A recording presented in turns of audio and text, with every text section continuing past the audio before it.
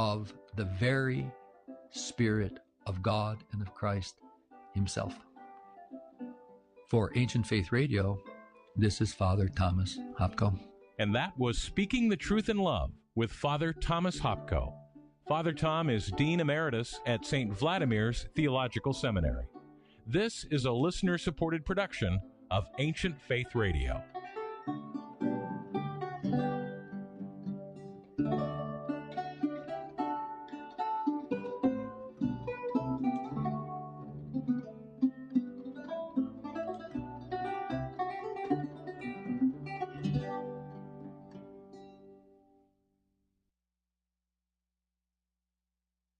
He will be a staff for the righteous with which for them to stand and not to fall. And he will be the light of the nations and the hope of those whose hearts are troubled. All who dwell on the earth will fall down and worship him, and they will praise and bless and celebrate with song, worship him, and they will praise and bless and celebrate with song, worship him, and they will praise and bless and celebrate with song, worship him, and they will praise and bless.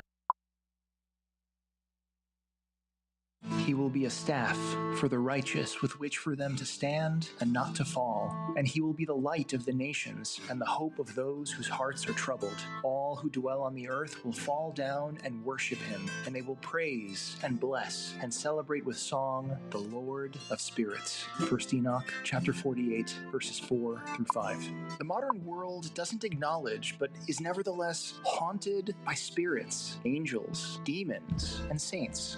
In our time, many yearn to break free of the prison of a flat, secular materialism, to see and to know reality as it truly is. What is this spiritual reality like? How do we engage with it well? How do we permeate everyday life with spiritual presence? Orthodox Christian priests, Father Andrew Stephen Damick and Father Stephen DeYoung, host this live call-in show focused on enchantment in creation, the union of the seen and unseen as made by God and experienced by mankind throughout history. Welcome to the Lord of Spirits. Greetings, giant killers and dragon slayers. You are listening to the Lord of Spirits podcast. My co-host, Father Stephen DeYoung, is with me from Lafayette, Louisiana. And I am Father Andrew Stephen Damick in Emmaus, Pennsylvania. This is a pre-recorded episode, so we're not taking any calls this time. Lord of Spirits is brought to you by our listeners with help from the Theoria School of Filmmaking. Theoria School of Filmmaking is the first Orthodox film school. The primary instructor is Jonathan Jackson, a faithful Orthodox Christian speaker, writer, and 5-time Emmy Award winner. To learn more about Theoria, please visit theoriafilm.org. That's THEORIA film.org. And that's our commercial. I think you're doing that backwards. You think so? Yes, like it needs to be, is brought to you with help from Theoria School of Filmmaking and listeners like you. Hey, I didn't write the script. That to me is the correct order. And listeners like you. Yes. Well, so in many of our past episodes, we have brought up various pagan deities, including gods associated with thunder and lightning. Baal and Zeus, foremost among them, but with the occasional mention of good old Thor as well. But we've never focused directly on them to give a rounded out overview of who they are and how the people of God have responded to them and even continued to tell their stories. So in this episode, we're actually going to do that. We're going to move through these three basically chronologically in terms of how biblical and subsequent Christian history treat them. Baal, Zeus, and then Thor. So, Father Stephen, who exactly is this Baal we hear so much about, especially in the Old Testament? What does that name even mean? He's this guy. He's just this guy, you know. Yeah. President of the universe. Hangs out. Yeah. Sort of vice president. Oh, okay. Eventually. Right. Yeah. Yeah, we're going to talk about Baal. Insert Baal puns here. Don't bail out on our show before we're done. There we go. You know. Strung together with baling wire and duct tape. Yeah. Yeah. Even if you get sent to prison, don't pay bail. There we go. Yeah, never pay bail. So, and of course, technically it's pronounced Baal. Right. But if I have to pronounce it Baal every time all episode, I'm going to feel like super pretentious. Right? Like, I never stopped you before. I don't know if you watched Sandman on Netflix yet. No, but like every time they say Constantine, I'm like, seriously, people. Yeah. I mean, I know you're British, but seriously, people. So we're just gonna say Baal. Okay. We're gonna say Baal. Baal's plural. People are just gonna have to deal with it. So yeah, Baal. We have to differentiate between Baal as title and Baal as proper name. Okay. Right. Because Baal or Baal means or meant in its earliest here, just sort of lord or master. Right. Right. Once you get into Imperial Aramaic, and it's called Imperial Aramaic because it's the form of Aramaic that was sort of the lingua franca of the First Persian Empire, it starts being used more. It's still used sort of in that way, but it's also often used for husband, like head of the household, paterfamilias kind of idea. The master of the house. And there are still, I guess, some related words in Arabic that are used for husband kind of thing. But I'm not qualified to give you the details of that, but I've had some conversations recently. So it also came to be used in various forms of late Hebrew and Aramaic to mean master in the way that we use sort of Mr., right? People may not be aware of that Mr. and Mrs. come from master and mistress. Yeah, right. I mean, in modern Greek, they still call people Kyrios and Kyria, which is lord and lady. Yeah, and sir comes from sire and all that. Right. So it was used kind of that same way. So, for example, the famous founder of Kabbalism, they call him the Baal Shem Tov, and you're like, wait, Baal? Right? Like, why are they calling this Jewish guy Baal? Well, it's being used in that master, right? In the same way that in Syriac, Mar or Mor gets used. Right. Yep. And Sayanda means master, right? We call our bishops master. Yep. So it's in that kind of sense, right? So the Baal can just sort of function in that kind of way. And in the Old Testament, it's usually functioning in that kind of way when it's used in the plural. Baals. Right. So you'll see, Israel ran after the Baals. Right. The idea there is it's just being used to refer to sort of pagan deities in general. Yeah. Right. Who are called various things, but that's using it more as a title. But there's also evidence from very early on. Right. So not only all of our Ugaritic evidence like the Baal cycle, so we're talking about the 2nd millennium BC, where this starts being used as a personal name. Right. In the same way that we're going to see El, which is just sort of the generic early Semitic word for God in general, gets used as a proper name for one particular pagan deity. Baal starts to be used as a name for one particular pagan deity. Right. And this god is found having other names in other places. The most closely allied isn't the right word, but the most closely derivative one is the god Haddad in Syria. Yeah, which right. I mean, is that? I mean, I know the name Haddad. It means blacksmith in modern Arabic. Is that related at all? That's spelled differently. Yeah. No, okay. it's spelled differently. Yeah. And I'm gonna pronounce this the Southern way. When you see reading the Old Testament, and you come upon Ben Hadad. That's the son of Haddad, the son of this deity who's the king in Syria. Okay. Right.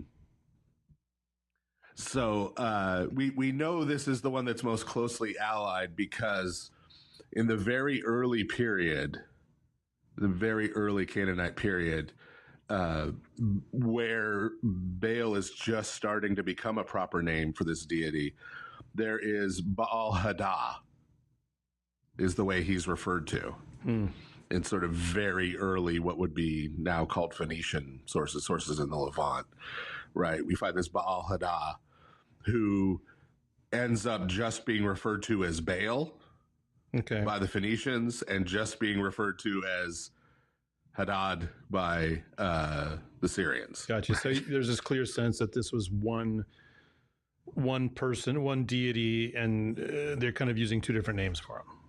Right, right. That there was sort of an original name that incorporated both. Gotcha. Right. Yeah. Baal Haddad, right? Baal Haddad. This is the Lord Haddad, right? And so one just started calling him the Lord, and the other side just started calling him Haddad, right? By his proper name. And then within that, right, we've talked about the use of the word hypostasis to describe, and we're not going to go back into the discontinuities with the doctrine of the Trinity now, but the word hypostases is used to describe the way in which, right, sometimes within these pagan sources, you have gods in different places that are treated as aspects or versions, hypostases of the same god. And then there are other gods who are treated as different gods. Yeah, and there's potentially infinite localizations. Right. With these pagan And so the difference would be, for example, right, you have Artemis, the way she's depicted in Athens, which is as this huntress. And then you have Artemis, the way she's depicted in Ephesus, right, with all of the fruit hanging off of her, right? Yeah. Artemis of the Ephesians, the Ephesian Artemis. Right. Right. Those were seen as being the same goddess. Right. But neither of them were seen as being the same goddess as Hera or Athena or any other. So it's not that sort of all the pagan gods just devolve back into hypostases of one male and one female god, right? It's that there's these variety of spirits and gods, and then they appear in various forms or manifest themselves in various forms in different places and different cultures at different times. Gotcha. And so what you end up with is they would see, for example, Baal and Haddad, and when we read about Baal Peor, right, often you'll find a place name attached, the Baal of this place. Right. These are all seen as hypostases of the same god. Right. They didn't think that the Baal of Peor and the Baal of Tyre were two different spirits.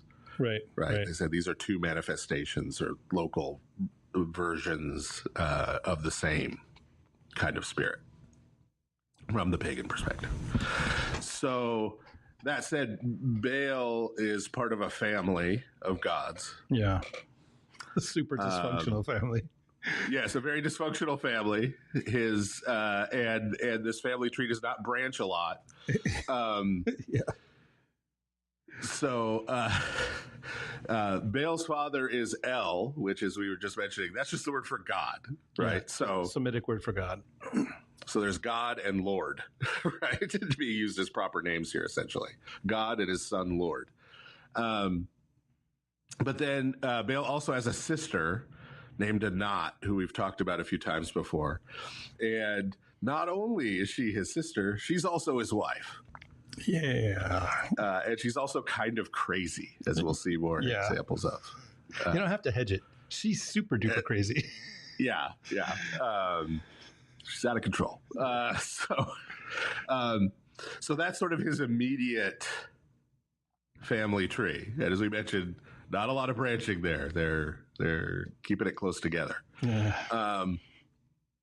So the Baal cycle, which is our earliest and really only sort of comprehensive sort of story of Baal, of this god, right, and his antics, comes, as we mentioned on the show before, from the city of Ugarit, which was destroyed right before the Bronze Age collapse, so probably was an early part of the Bronze Age collapse.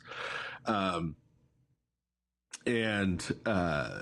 this is the text. This is, of course, on tablets Ugaritic, even though it's a Semitic language that's very close to Hebrew, was written in cuneiform.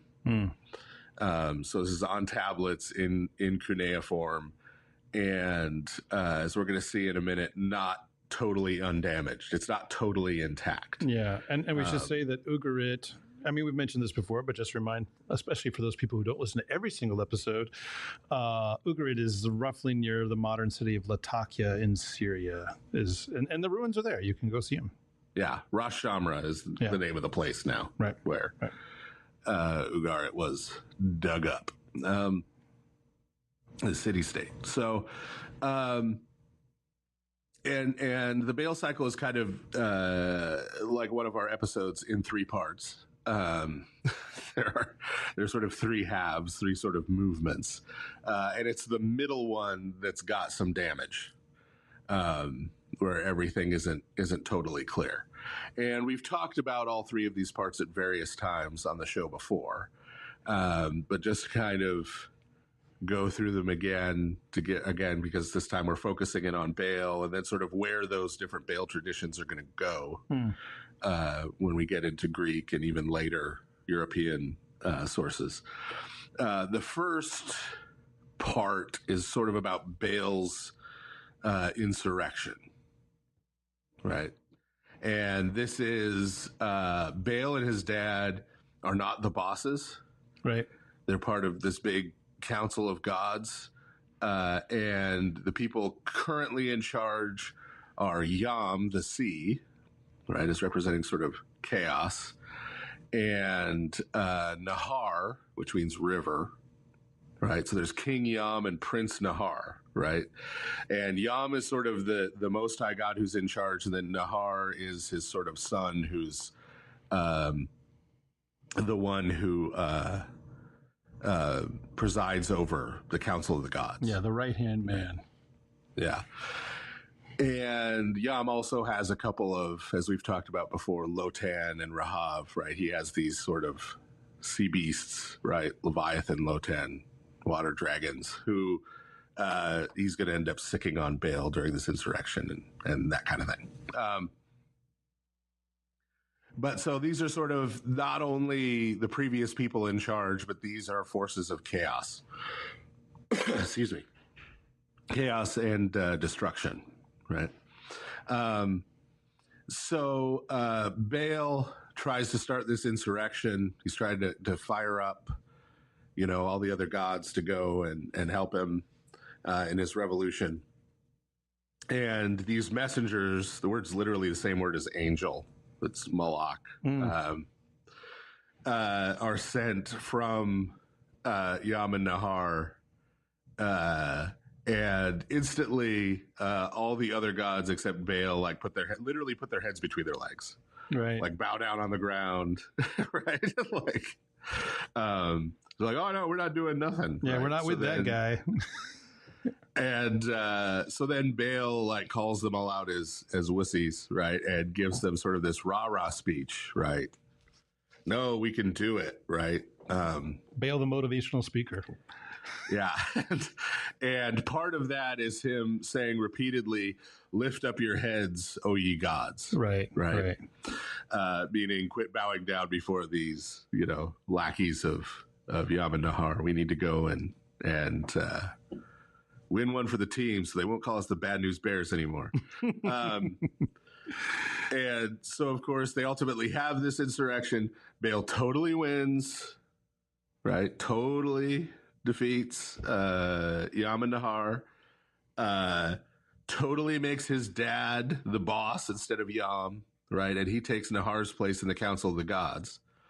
Now, what's interesting here is that despite El always sort of being there in the background and being the Most High God, he doesn't really do anything. Yeah, he doesn't show up.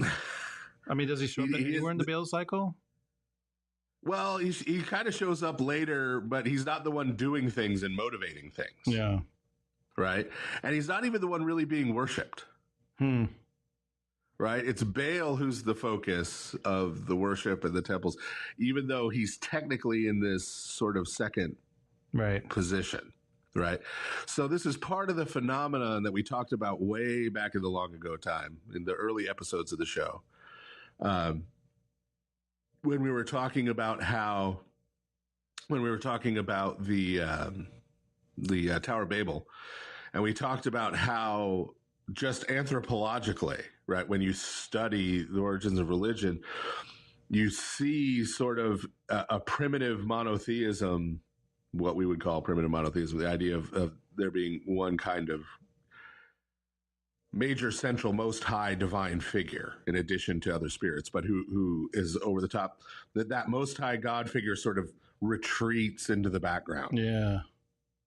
In favor of the worship of what are considered in the stories to be lesser sort of spirits. And we talked about sort of why that seemed to happen from an anthropological perspective, and then also obviously from the story we're told in Genesis 10 and 11. Right. But so that happens with El too. We can see that here with El.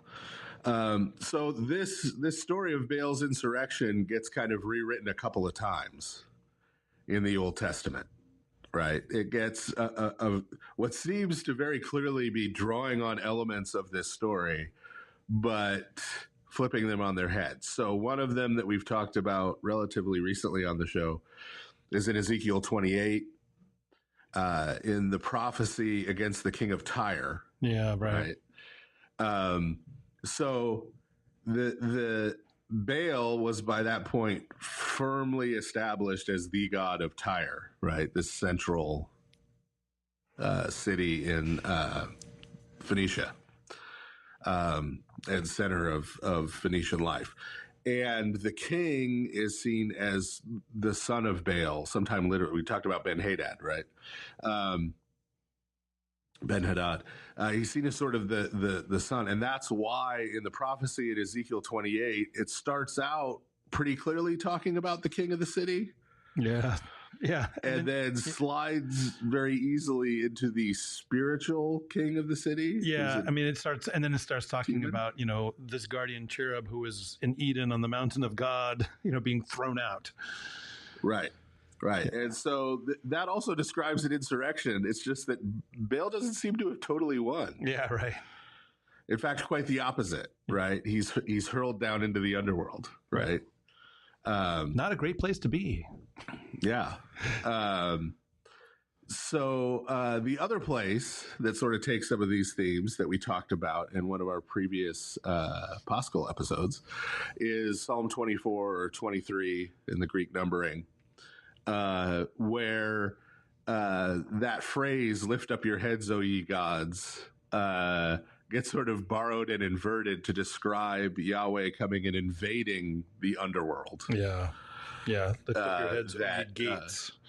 That Baal was cast down to, right? So sort of as he's kicking in the bronze gates of the underworld, he's sort of mocking Baal's rah-rah speech, right? Oh yeah, you totally won down here. Yeah, now you're going to lose down here too, right? And we talked about how that's ultimately fulfilled in Christ's harrowing of Hades, and that's how it gets into the Paschal ritual and other parts. Yeah, and Gospel of Nicodemus has Christ. Yeah, has those words being said during the harrowing of hell. Yeah. And it also gets into the our liturgics of the Ascension, but we'll talk about that more in a minute. Yeah.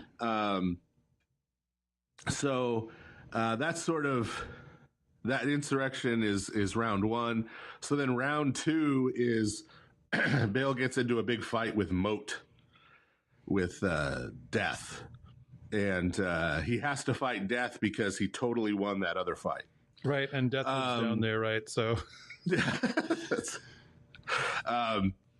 and so part of what's going on in a battle between Baal and Moat, right? So Baal, as a storm god, the primary element of sort of his god has to do with fertility.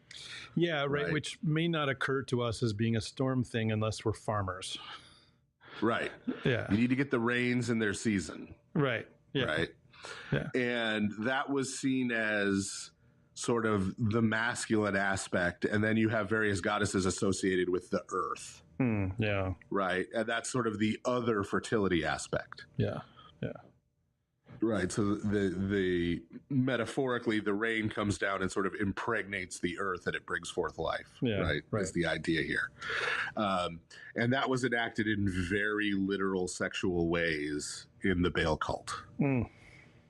Right. It was sort of enacted with shrine prostitutes. Yeah, because we have to remember that all these religious stories, that there's a religious ritual participation in them, which often involves, as you said, a reenactment of some element of it.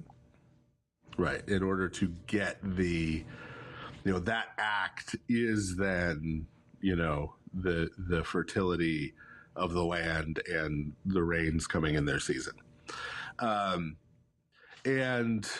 Moat, on the other side, right, is not only death. I mean, that's literally what he's named death. Right.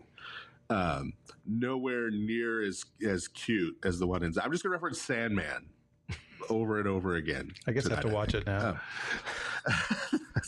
All you Neil Gaiman fans. But he's not only sort of the god of death, but also of sterility. Yeah. Right. So the idea of death is so closely associated with famine. Yeah. Right. And with the desert. Right. And with a lack of. Right. And if you don't have the next generation of children, then your clan, your tribe dies. Right. So all of those ideas sort of surround Moat. And so that's why that sterility element is sort of directly opposed to Baal's sort of fertility element, way that we might not notice at first with the storm god. Why would a storm god and death have an issue, right? Zeus and Hades are bros. I mean, but we're not there yet. Yeah. So in this fight, as I mentioned, this section is the place where we have some breaks in the tablets. Yeah. So we just don't know what the text was. So we don't have all the details, right? So we know that in this battle, Moat swallows Baal. It's not clear if he's dead. Right. Right.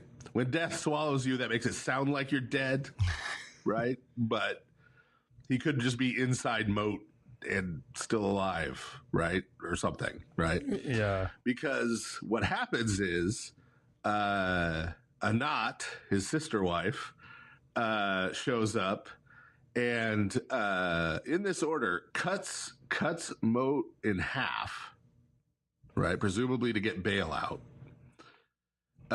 Then runs the two halves through a sieve. Then takes what she gets out of the sieve and grinds it up with a grindstone, a giant grindstone. And then takes that and throws it out as mulch.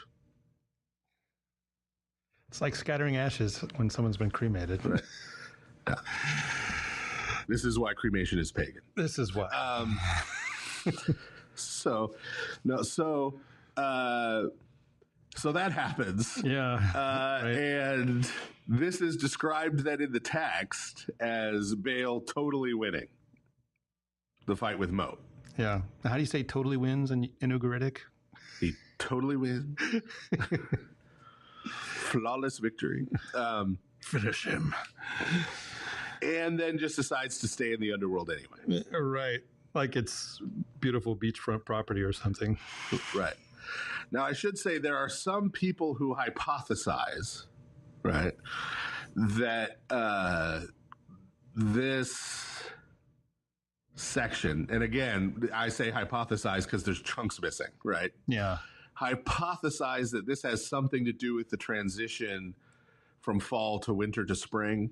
Yeah, I mean, you can see in Greek mythology there is this association of the underworld with that, with the kidnapping of Persephone and by Hades, and yeah. So there are people who want to read it that way. You can certainly see how you can get there with what we have. Yeah. There's also some points of discontinuity, right? Like that it's not that Baal emerges from the underworld and we have spring. It's Anat comes and hacks up, mutilates, and mulches moat. The right? mulching Like on his moat. behalf. That could be another, and the next year for our, Cherubim Zodiac tour, it should be the Mulching Moat Tour. Yeah. Get your moat mulch this spring. Yeah, so I mean, could be kind of hard to tell though. Yeah, for sure. We just don't know. It makes some sense, but we just don't know. Yeah. So then the third part is about Baal building a palace, right? Baal needs a palace because he's like totally won all these fights, right? And so Anat is like on a roll and super mad at her dad / father-in-law, El, that he hasn't built Baal a palace already because he totally deserves one, right? And threatens to crack open his skull and murder her father if he doesn't. Father / in-law. Yes. Yeah. So Baal gets his palace, right? Yeah, right. And this underworld palace gives us, again, we've talked before about chthonic Baal, bull Baal, and the relationship between that and behemoth, right? The bull. Yeah. And I believe we briefly mentioned, and will only briefly and euphemistically mention here, that the particular stuff about chthonic Baal in the underworld has to do with him romantically coupling with a heifer, right? And that was enacted ritually, not with two animals. In parental advisory, everybody. Yes, in Ugaritic ritual life. Yeah, because early paganism was beautiful until Christianity ruined everything. So this sort of culminates in the enthronement of Baal, right? It is palace by El.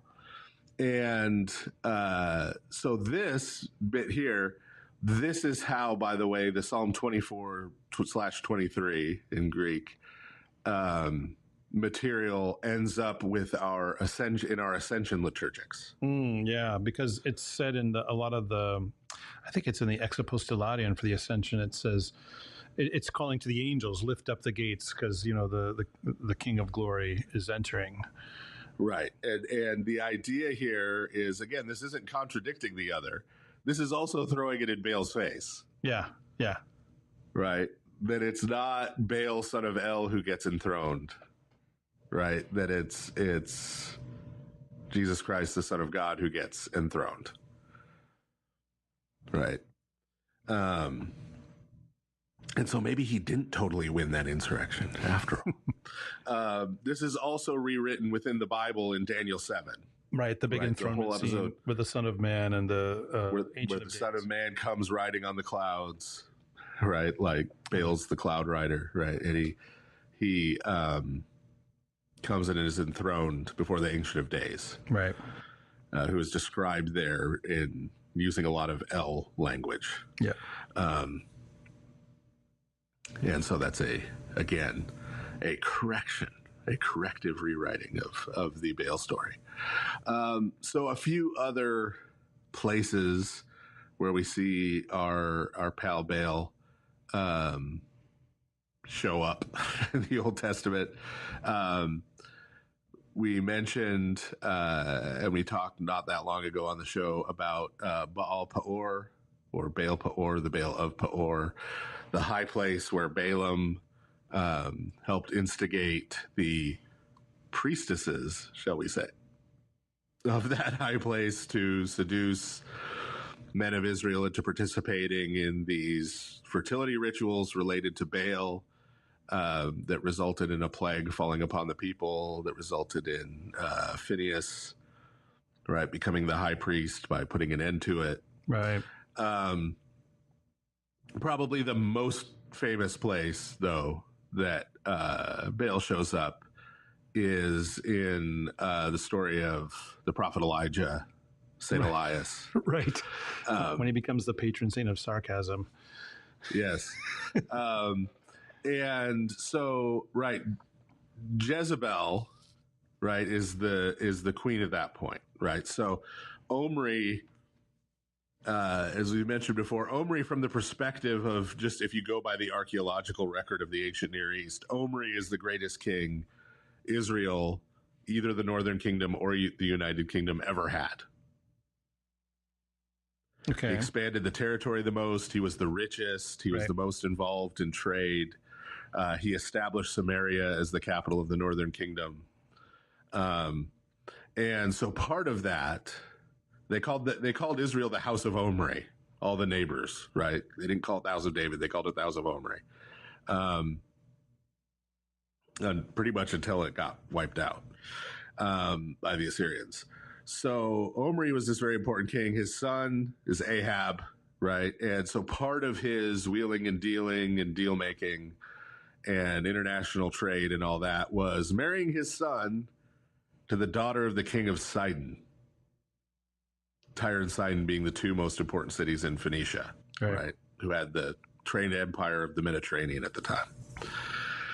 So this was this major strategic alliance that he arranged. So when we get to the time of Elijah, we have Ahab and Jezebel in charge. The bell in Jezebel is Baal. Yeah, so it's a Theophoric. Yeah. It's a Theophoric name, right? But it's interesting if you look at the dynamic of this story, because like Ahab is technically the king, right? Yeah. But is he in charge? Yeah, doesn't seem to be doing a lot. It seems like Jezebel's kind of the one doing all the stuff. And it's interesting to notice how that parallels the relationship between Anat and Baal. Like in the Baal cycle. Yeah, so Anat isn't, some people have this phrase, a Jezebel woman. It's more that Jezebel is kind of an Anat woman. Yeah, right. Yeah. So Baal has this bloodthirsty sister wife who seems to be the one doing most of the hacking and killing and threatening and bloodthirsty stuff and all this in the Baal cycle. And he's a little more of a passive character at points, even though he's supposed to be, become sort of the king of the gods. And we see this kind of enacted with Jezebel and Ahab, where Ahab's just kind of like, oh, okay. Right. And she's running around slaughtering prophets of Yahweh. And so she sees, and this is going to be important later, she sees the cult of Yahweh, shall we say, right? The worship of Yahweh. And I think it's fair in Israel to call it the cult of Yahweh, because the way Yahweh was being worshipped in the Northern Kingdom, remember, is based on Jeroboam, son of Nebat. Yeah. Right. The first king of the Northern Kingdom who set up golden calves. Yeah. It was at Bethel and Dan. An idolatrous approach to worshiping Yahweh. Yeah. So they are worshiping Yahweh, kind of. They're just doing it in a very pagan way that he commanded them not to do it. Yeah. Right. Over and over. Like, this is job one. Job one. Right. And so Jezebel is violently opposed to that, even. Right. Right. But most especially her target is the prophets, because the prophets of Yahweh stood outside of that sort of official religion. Yeah, they weren't. We see some clashes. They weren't the priests up at the high places. These were guys kind of out in the wilderness. Right. So she wasn't keen on the worship of Yahweh in general, but at least she could kind of control the official stuff, right? Whereas the prophets were sort of wild cards, right, as her opponents. As prophets tend to be. Yeah. We've talked about that's the prophetic role. They stand kind of outside that system. So she is all about promulgating this fertility cult of Baal, right? And so the story of the showdown with Baal actually starts earlier than most people. Most people go directly to Mount Carmel. Right. But it's important to the story that that's not actually where it starts. Where it starts is when the prophet Elijah comes walking into the throne room and says the equivalent in Hebrew, because it's really rough Hebrew, of not going to rain no more. Right. And then leaves. Yeah. Right. No more rain. Right. Peace out. Right. Yeah. Which, if you're a Baal worshiper, you believe that Baal controls the rain. Right. That's the whole point of the fertility cult, right? Is you're going to get the rain to grow your crops, right? With Baal. So then it stops raining. And Jezebel has her Baal priests doing all their Baal priest stuff, doing all the rituals. Doesn't rain. Meanwhile, St. Elias is hanging out in the Kidron Valley being fed by probably ravens. I don't know if I've mentioned this on the show before. Here's another ruin your Sunday school. Okay. It is entirely possible to read the consonants there, if you take out the Masoretic text vowels, that he was being fed by Arabs. Oh, I've heard of this before. Yeah. Yes. That's fun. But, our iconography depicts ravens, so we'll go with that. We're going to go with that. They're Arabic-speaking ravens. Sometimes the Masoretic vowel points are correct. Right. Probably most to all of you opponents of the Masoretic text. Yeah, probably most of them. So, but he's there being fed. He's got water, right? He's okay. So the final culmination then, right? That's really sort of the opening battles is, hey, this whole fertility thing, he can't really deliver on. Yeah. Right. Which is sort of the main thing. Yeah. Your God is weak. But then sort of the final battle is what happens at Mount Carmel. Right. And the final battle is related to who controls the thunderbolt. Right. Thunderbolts and lightning, very, very frightening. Right. So this is sort of the symbol of Baal's power. And I know I've already ruined this Sunday school on the show before, but if you haven't heard that episode, I'll ruin it for you now. And that is that the fire from heaven that they're talking about on Mount Carmel with Elijah, the prophets of Baal, that's lightning. Lightning. It's not some big fiery spiral like you see in the movies. There is no word for electricity. Yeah. Right. Because, lightning strikes, it sets things on fire. Yeah, right. So obviously it comes from the heavens. Yeah. Right. Yeah. Yeah. So this is about who controls the thunderbolt, the symbol of his power. So he can't deliver on the fertility thing. Right. So let's go straight for his manhood, right? For his power. Right. And this is why then you get the prophets of Baal trying to get him to throw a thunderbolt and light their sacrifice on fire. And you get all the great sarcasm of maybe he's going to the bathroom. Yeah, right. Maybe he's on vacation. On a trip. And then, you get Prophet Elijah doubling down and soaking everything with water and, filling a moat of water around the, and all this. And then still, right, it gets kablooied, right, by the thunderbolt comes. And then that's not the end of the story. Then it starts raining. Yeah. Right. Then it starts pouring down rain. And that's after the people all say Yahweh is God. Right. Yeah. So he is the one who, right, has the ability to do that and controls this, not Baal. Right. So doesn't deny that Baal exists, just denies that he's worthy of being worshipped. Right. Right. Because his track record is a series of losses. Right. A series of stunning losses. Big humiliation. Yeah. Right. And then the other place where we briefly is in the story that's part of the Daniel traditions. Where exactly it is in the book of Daniel, etc., will vary depending on your version of the book of Daniel. Even if it's in Daniel, will depend on your version of the book of Daniel. But the story of Bel and the dragon, right? The Bel there, as with the name Jezebel, is the Neo-Babylonian incorporation of Baal sort of into their pantheon. We talked before about how pantheons don't sort of really exist right? Like it's not like, the Greeks were all sitting around and they all believed there were these 12 guys and ladies hanging around on Mount Olympus, right? Like people had been up there and looked around. I mean, it's not like on Clash of the Titans. No. Oh man. No. Either version.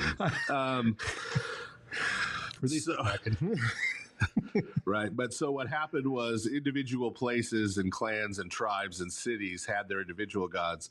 And as they form alliances and as these larger units, right, especially empires, get established, they then incorporate, right, sort of the various deities and spirits, right? And so you'll see, like, for example, just in Mesopotamia, you've got southern Mesopotamia is Sumer, northern Mesopotamia is Akkad. And for a few millennia BC, which one of those was in power sort of goes back and forth. Yeah. And as it does, you find these stories of their gods where some of their gods had become the Most High God and then aren't anymore and get replaced by somebody else. And that's because different cities rise and fall in power in different political realities, right? And so they believe that those political realities reflect these sort of spiritual realities, right? That there's a direct relationship, right? And so when Nabopolassar and his son Nebuchadnezzar, or Nebuchadrezzar is actually more accurate, Nabuchodonosor, Nabuchodonosor, as they put together what becomes called the Neo-Babylonian Empire. It's Neo-Babylonian because, of course, Hammurabi's Babylonian Empire was more than about 1,000 years before that. As that empire gets put together, they not only have the traditional gods of Sumer and Akkad and Babylonia, but they expand to the west. Yeah. And so they start incorporating these Canaanite traditions and deities into there. And so Baal gets brought in as Bel. And then there's a whole... The Neo-Babylonian Empire only lasts about 3 generations. So there isn't a lot of time for stuff to happen. But there's very clearly an attempt being made to try to assimilate Bel and Marduk together. Yeah. And I recall... in the Baal and the Dragon text that's in the Greek Daniel, I can't remember now off the top of my head which king it was, goes to worship Baal specifically to kind of connect to him as the local god, right? Yeah. And so, and so Bel and Marduk, like Marduk has a very similar succession myth story to Baal. Yeah. Is the issue. And so there's sort of this attempt, well, are they the same guy maybe? Right? Like, how do we, fit this together? How do we assimilate this West Semitic stuff, right, into our East Semitic stuff? But again, it doesn't sort of last long enough for that to fully happen. Yeah. But the worship of Baal in some of those areas in what's now Lebanon, Syria, what's now Iraq, right, Mesopotamia, continues until the 2nd or 3rd century AD. Wow. And we have classical sources, including priests, who write about it and describe it at that sort of late stage. Wow. Right. That's even with Romans present in all those areas. Yeah. And so in that late stage, of course, it's assimilated with a lot of back and forth. There's been back and forth assimilation with a lot of Greek stuff. Yeah. Which will lead us into our second half. Exactly. All right. We're going to take a short break and we'll be back with Zeus. See ya. Father Andrew Stephen Damick and Father Stephen DeYoung will be back in a moment to take your calls on the second half of the Lord of Spirits. Give them a call at 855-237-2346. That's 855-AF-RADIO.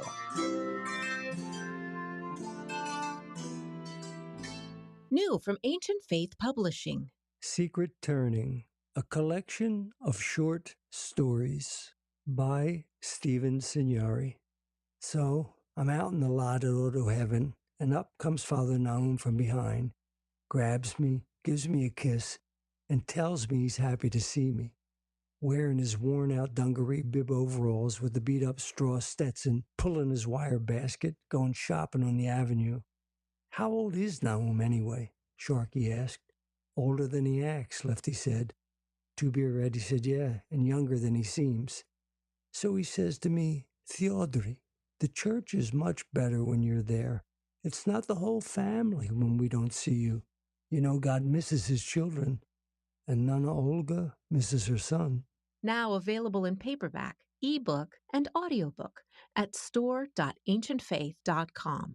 We're back now with the Lord of Spirits, with Father Andrew Stephen Damick and Father Stephen DeYoung.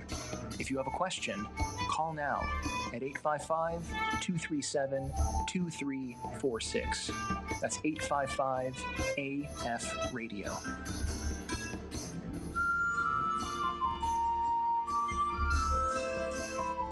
Welcome to the second half of our episode on Thunder Gods. Normally we would start to take your calls, but this is a pre-recorded episode, so no calls for this particular episode.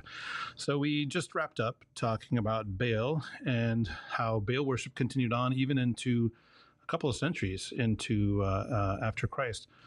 And there were classical commentaries on some of that, so connecting to the ancient Greco-Roman world. So now we're going to start talking about Zeus. So what's the deal with good old Zeus, Father Stephen? Yes. Well, we have to disambiguate here. Okay. Right. Zeus is not to be confused with Dr. Zeus, who is an orangutan who bears an uncanny resemblance to the lawgiver, but was never a Greek god. Wow. There might be people from the 70s listening. Who knows? Wow. Not many. Yeah. Man. Somebody. I haven't thought about those movies in a long time.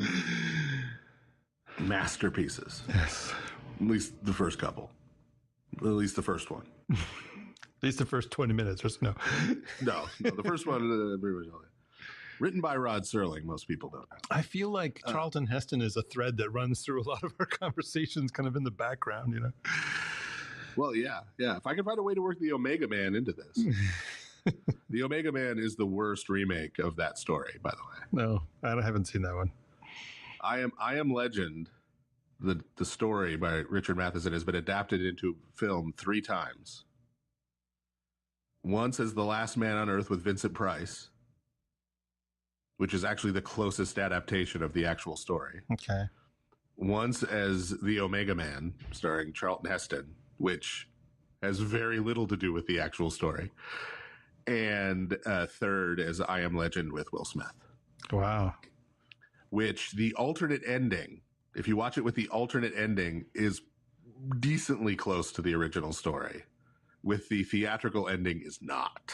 I have not seen any of those films, even the Will Smith one. You are missing out. Richard Matheson is an unsung writing hero. Okay. He wrote most of your favorite episodes of Twilight Zone. He wrote Somewhere in Time. Oh, Somewhere in Time with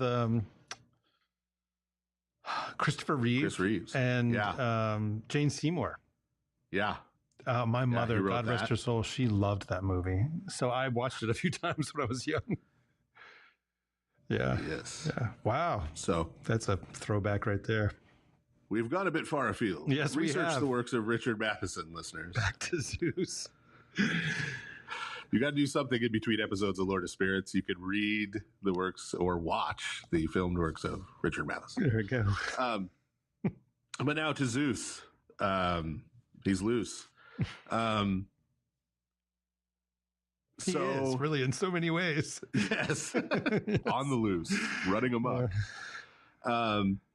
As we mentioned before on the show, within this weird construct that I think is generally bogus of Western civilization, Greece is often seen as sort of the first Western civilization, is more accurately seen as sort of the last ancient Near Eastern civilization. Yeah, which you've said that before, and always generates a little round of questions. Why is he saying that? Stick it to the Greeks. No. To classical Greeks. No, I don't know if that's bad for the Greeks. I don't think that's bad. No, I don't think so either. You know, the pinnacle of an earlier civilization as opposed to the, you know, initial stage of another one. You know, yeah, right. Be the pinnacle. But yeah, sort of here's sort of some of the nitty gritty of what that means and how that works. Right. So there is, and a lot of this is tricky because when we talk about early Indo-European stuff, right?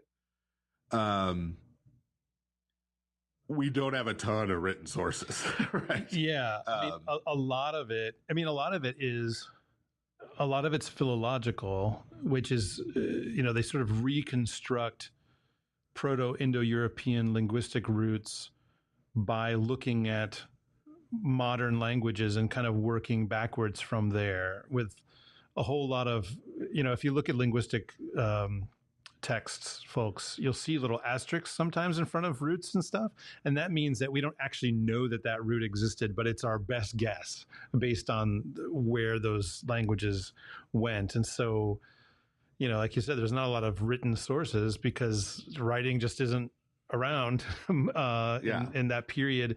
And so a lot of it is pretty good conjecture from working backwards, from later instantiations of things. But again, it's conjecture. We don't really know, right? We're just kind of making a guess based on, okay, like we see all these civilizations that are kind of outgrowths of Indo-European civilization that seem, for instance, to have the idea that cows are sacred. And so we work back from there and oh, by the way, look, here's an archaeological dig that has a bull's head in it. So, okay, maybe they worship some kind of bull deity. That's the idea. That's how it goes. Yeah. And the stuff we do have tends to be very specific. Yeah. Right. So like we have Sanskrit sources, right? Like in India. Yep. But how close together culturally really are sort of the early Minoans and the people of the Indus River Valley? Yeah, we don't super know. Because we're geographically, obviously, a lot has happened in terms of migration and stuff. So a lot may have happened in terms of language, beliefs, culture. Yeah. I mean, just think about, the Indo-European language family is the largest in the world. I think how different our language and culture as English speakers is from Persian speakers, is from Latvian speakers, is from, all of these are Indo-European languages and once represented a single culture. Probably. Mandarin, Chinese, right? Yeah. Well, Mandarin's not connected, but yes, right.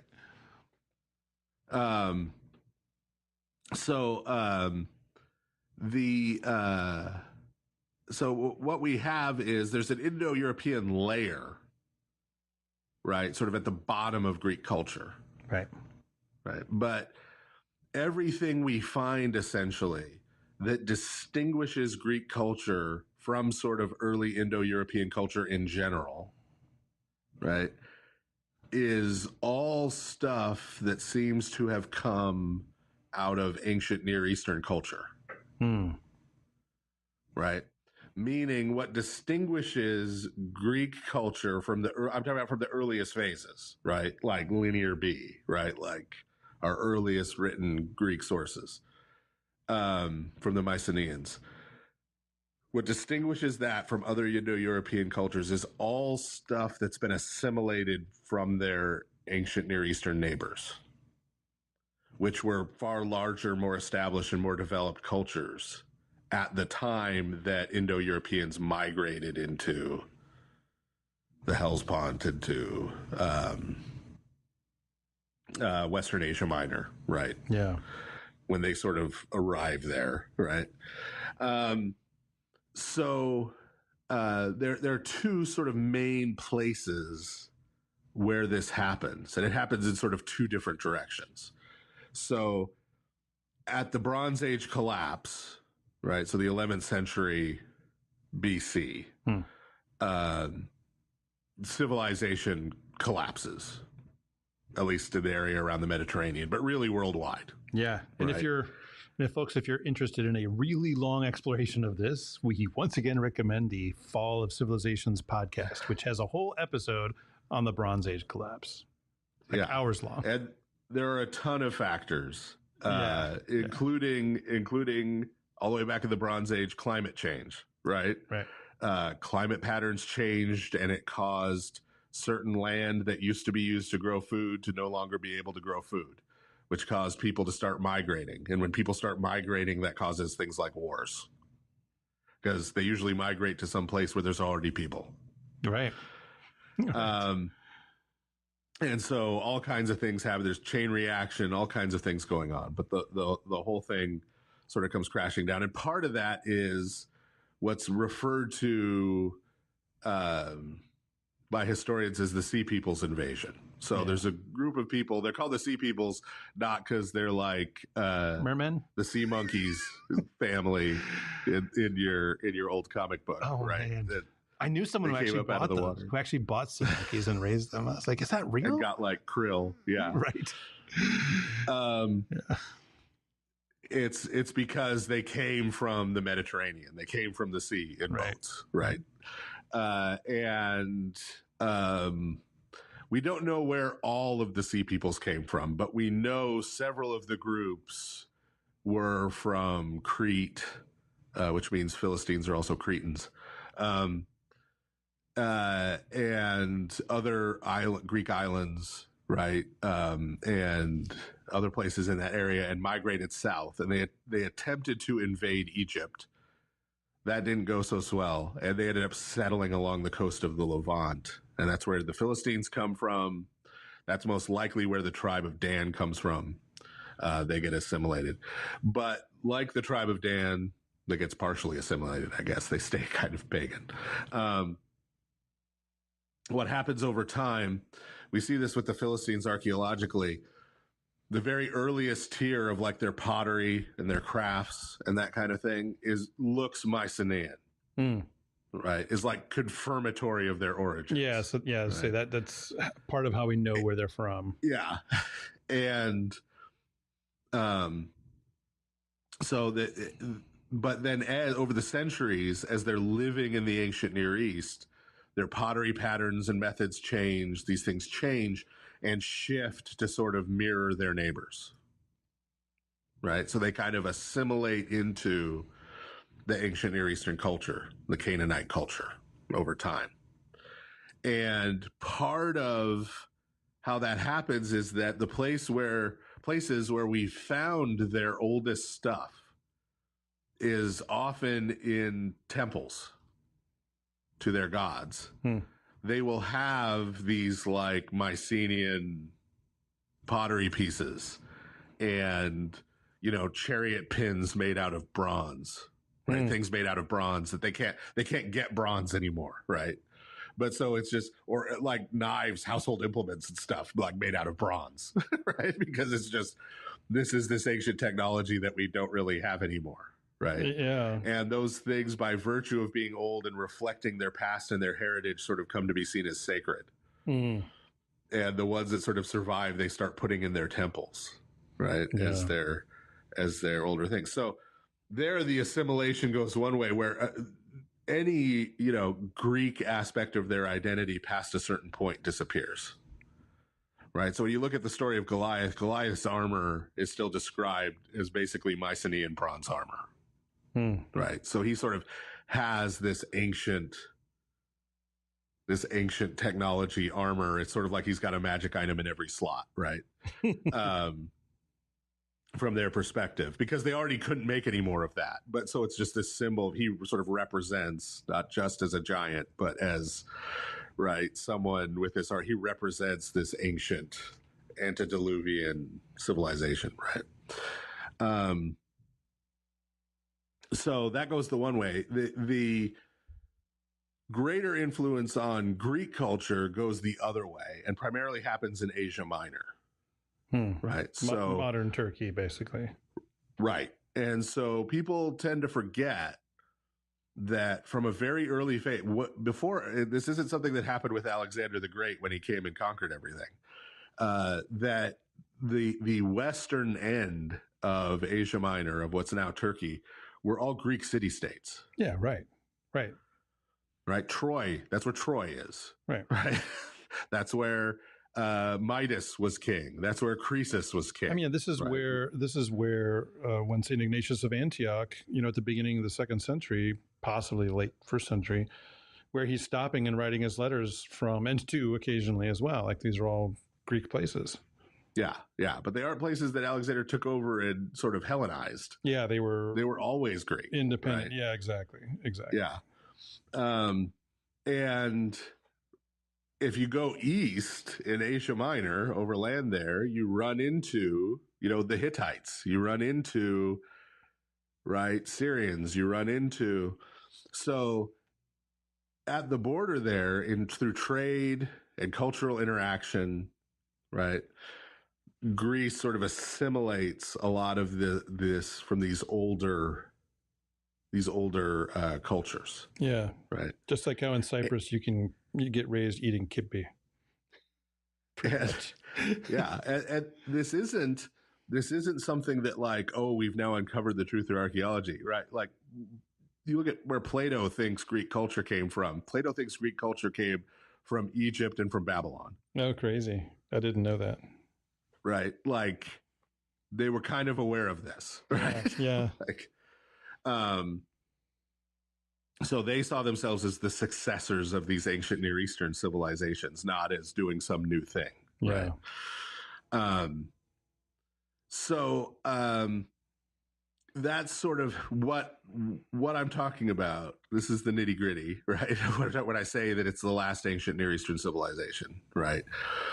These are the sort of the concrete ways that influence takes place. And the figure of Zeus, finally now, right, is one place where we see this, right? Because the origin of Zeus's name is in that Indo-European layer. Yeah, right. Right. So in that Indo-European layer, one of the constants you have is you have a divine sky and a divine earth, right? The sky generally depicted in masculine terms, the earth in feminine terms. And this part, you find this piece of that Indo-European layer in later Greek stories in the form of your first beings, right? In like Hesiod, are Uranos, the heavens, right? The sky, and Gaia, the earth. Right. Right? Masculine and feminine, they mate, right? This takes the form of sort of a bull and a cow, right? In a lot of the Proto-Indo-European stuff. But so the names for the divine sky in these Indo-European languages, right? The very early stage, they're Diwas and Divas, right? Right. Yeah. That becomes Deus in Latin, right? The word for God in general, and Zeus, right? Zeus, right? In Greek. Yeah, I mean, the Indo-European root, again, this is one of these asterisk roots, everybody, right? Is spelled usually D-Y-E-W. That's the stem that means sky, Dieu. But then you get Dievos is the Deus is sort of the, again, it's conjecture, but it's very, very good conjecture that's the ancient Proto-Indo-European. Best conjecture money can buy. Yes, right. That's the ancient Indo-European root stem for God, is Deus, derived from this word for sky. Yeah, I should mention modern Lithuanian, Dievas. So it's almost exactly like the Sanskrit and very, very close to the Indo-European. So that's the Indo-European layer, right? Yep. And that's where the name gets sort of plucked out of, right? But then you also have this Semitic tier where we see parallel to like the El and Baal, right? Where there's sort of this high god who's the father of the other, but it's the the storm god, who's sort of the one who's really worshipped and is sort of in charge of the council of the gods. And you see that manifest in the form of Kronos and Zeus. Yeah, I mean, if you think about that in terms of imagery, right, you've got the sky and then storms coming out of the sky, right? Like you can see how that idea of sort of storms and thunder and lightning is sort of derived from this larger image of the sky. Yeah. And Kronos too, by the way. Yeah. Because you use the constellations, the sun, moon, and stars to tell time. Time, right? Yeah. To measure time. And that, of course, is Saturn and Jupiter if you're more Latin-focused folks. And, of course, that's very obviously... the whole Roman thing is weird because... Roman paganism, you mean? Right, yeah. Well, hey, everything about him. If you watched Italian films, anyway. So all of our Italian film aficionados are unsubscribing from the podcast. Yes, right all now. the Fellini fans have just written me off completely. Actually, Italian zombie movies are really good. I take it all back. Okay. Previously unsaid sentences in human history. So because you have the Etruscans, who are sort of the precursors of the Romans, right? And Etruscan religion is very much in the Indo-European mold, like a very straight Indo-European mold. And then once you get to something that even starts resembling the Romans, it's just assimilated Greek. Yeah, right. They're just using these old, probably Etruscan names, and it's yeah. But in some cases, not even that. For example, Jupiter, right? So Zeus and Jupiter are generally considered to be kind of the same person, but the name Jupiter is actually derived from the Greek Iopater. Yeah, which Sky Father. Which means Sky Father, but who within Greek myth is the ancestor of all humans. So sort of like the Adam figure. Right. And interestingly, is linguistically identical to Japheth, who, according to the genealogies following the flood of Noah in Genesis, is the father of the Indo-Europeans. There you go. So they all point to the same ancestor, right? It's just, again, the Greek and then the Roman culture have made that ancestor divine. Right. So Zeus then has a birthplace. He actually has several, but he's considered to have a birthplace, right? So this already is a different conception of the divine, right, than what you find with, right, like, say, Yahweh. Yeah, who has no beginning. Who has, it has no birthplace. So. Yeah, right. There's not a... Right. And so there are several of these. Kronos and Rhea, right, are Zeus's parents in Hesiod's theogony. The first cave that's identified as the birthplace of Zeus is on Crete. That's the Dictaean cave. That goes all the way back to Minoan civilization and was a shrine, right, as Zeus's birthplace. Later on, at different periods in history, Mount Ida and Mount Again also claim to have caves that they claim are the place where Zeus was either born or hidden from his father. We'll get back to that in a second. So there are sort of in what comes to be Zeus, right, as the spirit is perceived in classical Greek culture, there are actually three elements that get assimilated together. So we've talked about a couple. One is that sky god figure, right? That sort of fatherly sky god, most high god figure. One of those is the storm god or the thunder god, right? Who is the son of Kronos, right? And then the third part is, and this is what's reflected in the birthplaces and in the caves and in the particular locations, is an actual human king and founder figure within Minoan civilization on Crete. And there are a few places here and there that actually refer to this. Classical sources. Right? That Zeus at some point had been a human. Right? This founder figure. So all three of those get assimilated together. And it's that human king who the memory is kind of preserved of that causes Zeus to be depicted in the way he's generally depicted. Right? Meaning as a human or humanoid, right? In sort of human form. He's sort of a old man's head on a ripped young guy's body, right? Right. Yeah. Right. That's Zeus. That's sort of how he comes to be depicted later. But that's as distinct from, right? So we mentioned way back in the long ago time on the show, I know that originally the Greek gods were also theriomorph. They also had animal forms. Yeah, right? like the Egyptian gods. Right. And so we mentioned then cow-eyed Hera. Right. Which, I mean, I've been corrected on that. I've made jokes about cow-eyed Hera not being an attractive image.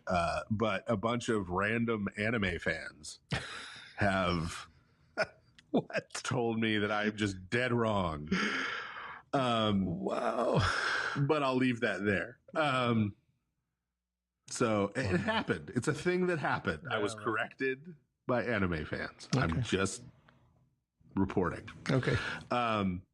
But so the idea was that she had some kind of cow form. We talked about the bull cow imagery, right? And so it is the assimilation of that human king into Zeus that causes him not to be depicted as a bull, like bull Baal, for example, right? Even when Baal is in sort of a humanoid form, he often has bull horns, right? In depictions. So this is what causes him to be depicted in sort of this human way as this human king who he's kind of visually patterned after in most of our representations. So part of the issue with understanding this and sort of sorting out the traditions is that we get most of it when you read a book about Greek mythology. Yes, like Edith Hamilton, for instance. Which is funny because the book is called Mythology, and then it's all Greek mythology, and then there's like a half a chapter at the end about Norse mythology, and nothing else. Or like bullfinch, right? Yeah, bullfinches. Yeah. I mean, I grew up on this stuff. It's a good starting point, but should not be an end point. Yeah. Most of what you're getting is Hesiod. Yeah, Hesiod's version of all this stuff. Right. And a lot of it is from his theogony, right? Right. The origin of the gods, the birth of the gods, right? And he's the one who puts together all these family relationships, right? And relates all this stuff. And so, again, because people have tended to see Greek religion as if it was sort of this united thing. Oh, yes, we believe in these 12 gods who formed a club, right? Yeah. And the Olympians.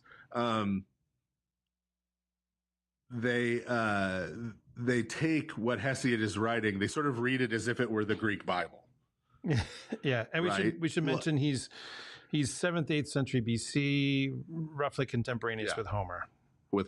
Right. So he's definitely the earliest written source we have on this stuff, right? In any kind of systematic way. Right. We have plenty of religious tablets in Linear B, but they're just like little ritual tablets, and a lot of times it's ambiguous exactly what's going on.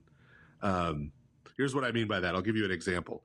So one of the ritual tablets from Knossos on Crete in Linear B is describing it's a ritual in which this young woman is taken and made basically a bride of Poseidon and is given to him. Okay. It's kind of ambiguous exactly what they're doing to her. Yeah. Right. It very much reads like they're sacrificing her. Yeah. But even that is kind of ambiguous. I mean, are they throwing her in the ocean, drowning her? Are they? Is she being used by a priest of the temple? I mean, yeah. Is she being chained to a rock and the Kraken comes and eats her? is right. Like it's not totally clear. Or is she just like she's giving up her life to serve as a priestess in the temple? Yeah. Right. There's lots of ways you can go with it. And the language, all we have is this tablet. Yeah. And everyone just at the time just sort of just knows what that means. Because they've seen it. Right. Yeah. And so we don't have the stories and those kind of things connected to it. So that's what I mean when I say with Hesiod, you get a kind of systematic portrayal at least. Right. So most of the English summaries like Bulfinch's or Edith Hamilton or whatever, they're basically cribbing from Hesiod. Yeah. Right. They're taking Hesiod, they're putting it into more contemporary English and turning it into a sort of straightforward English narrative. Right. Nothing wrong with that. Yeah. Right. But what Hesiod is doing is not sort of writing a single story. He's making this sort of patchwork quilt, right, out of all of the stories and religious forms from a whole bunch of different Greek city-states. Yeah, which are inconsistent with each other. Yeah, and tribes and clans. And he's got these Indo-European bits and these Semitic assimilated bits that don't quite match up and all this, right? And so he's trying to then construct out of that one sort of overarching story, right? This is remember how history was done in the ancient world. Yeah, we've had this conversation before. Right. We've now come and identified ourselves as this people, right? And so what is the story of all of us together as a people? And that's got to be sewn together from all of our individual stories, right? Now that we've come together as this unit. And so that's what he's doing. And so how does he then, for example, pull together this Kronos Zeus, right? El Baal, these two figures, and the Uranos, Gaia, bull, cow, sky, earth, right? How does he pull all these things together? He uses the succession myth to kind of turn this into 3 generations of gods. Yeah, but as far as we know, that wasn't a thing before he did it. Right. These were separate traditions before he did it. Yeah. Right. And so he turns this into 3 generations of gods where Kronos castrates Uranos or Uranus. And then, there's the whole story with Kronos eating his children and, gets fed a rock and Zeus gets hidden in the cave. And right. And so that very much depicts it as in Hesiod, it's very much like Kronos versus Zeus. Yeah. Right. Zeus has to overthrow his father to become king of the gods. Keeps repeating the succession myth. Right. But we find attestations all over the place, including centuries later, like in Plato and in Philo of Byblos, that talk about Kronos and Zeus. Yeah, so Kronos as kind of the chief god and Zeus as his right-hand man who presides in the council son. of the gods. Yeah, exactly. That old ancient Near Eastern pattern. Right, that pattern of El and Baal. So that continues to exist. Right. It's not that everybody says, oh, we're all just going to go with Hesiod now. Yeah. Right. That still exists. And so you find Plato in the Laws and in the Critias, he talks about how there was this golden age when Kronos and Zeus were working together, right? Governing the world. And so that's a very different picture than what Hesiod gives, right? Because Hesiod is finding ways to incorporate these multiple traditions together. Right. So both of those traditions continue to exist separately, despite that sort of stitching. Yeah. And so we can't take the English Greek mythology we've read and project that into the past as oh, this is what the Greeks believed. Yeah, like this single systematic religion. Right, they read Hesiod, they'd have a reading from Hesiod when they got together to worship at the temple, right? We kind of want to try to Christianize it, right? And it's not remotely similar. I mean, that stuff is useful, but we just got to remember that's just a starting point. Just because you've read that doesn't mean you know that mythology. Right, yeah. Right. Now to talk about some more sort of Zeus traditions where there are sort of parallels right, in the scriptures. So I'll go ahead and say it. Zeus is portrayed in a lot of the stories as a shape-shifting rapist. That's the thing. I'll just say this right now, okay? That's the thing that I have no problem taking shots at neo-paganism. The more I study it, but that's the thing that, like, there are neo-pagans who want to worship Zeus, and I'm like, you want to worship a shape-shifting rapist? Like, you can't get around that. Like, this is even in the Edith Hamilton stuff. Okay. And you're doing that to get away from the way Christianity has supposedly oppressed women. Right. Like, come on. So we're going to go worship Harvey Weinstein. Yeah. Right. Like, right. what? Right. Yeah. Sorry. Rant over for the moment. I'm just like, come on. Have you read it? Have you read the source? Like, even the dumbed down version for kids, he does not come off well. I remember hearing though, when I know that we're off on this now, when the Hercules movie came out in Greece, apparently there were riots because of the way they depicted, these Greek pagan traditions were so off. Like, Zeus is a loving dad. Like, not anybody's loving dad. Bogus. Yeah. Sorry. Okay. Yeah. Zeus, the shapeshifting rapist. Much more like Hercules, the legendary journeys before Kevin Sorbo went insane. Yes, I just implied that it was only after that he went insane. Where's Xena in all this? Where's Xena, warrior princess? Yeah. Lucy Lawless, what was she? She was just in something. She just acted. She was in Parks and Recreation. Yeah. Sorry, I need a moment here. Okay, all right. Zeus, the worst ever. Yeah. So yeah. But so those stories are ultimately the sort of late Greek version, assimilation of the origin of the giants, right? Of the Apkallu stories, right, from Babylon, right? This is sort of the late form they take, because what do you have? You have Zeus, this divine figure, going to mortal women who he gets a hankering for, and impregnating them, and they give birth to these sort of demigods and heroes, mighty men of renown, right? Genesis 6. This is the same kind of story. And one of the evidences, one of the connecting tissues here, is that the Apkallu, for example, are all theriomorph. Yeah, meaning beast form. Starting with the very first one, who is like half fish, right? And you notice in these stories, when Zeus does this, for no apparent reason, with no apparent logic in the story, he transforms into some kind of animal. Right. Yeah, it's weird. Like, there's the swan. So, so Zeus is like a were-swan, a were-bull, and a were-snake. Yeah. But like, it's kind of counterintuitive, right? Like, if you're a guy, yes, your head looks like an old dude, but like, you've got the ripped young body.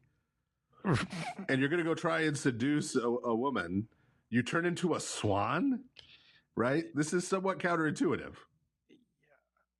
Yeah. Right? But it's maintaining, the woman that, I'm sorry, go ahead. Yeah.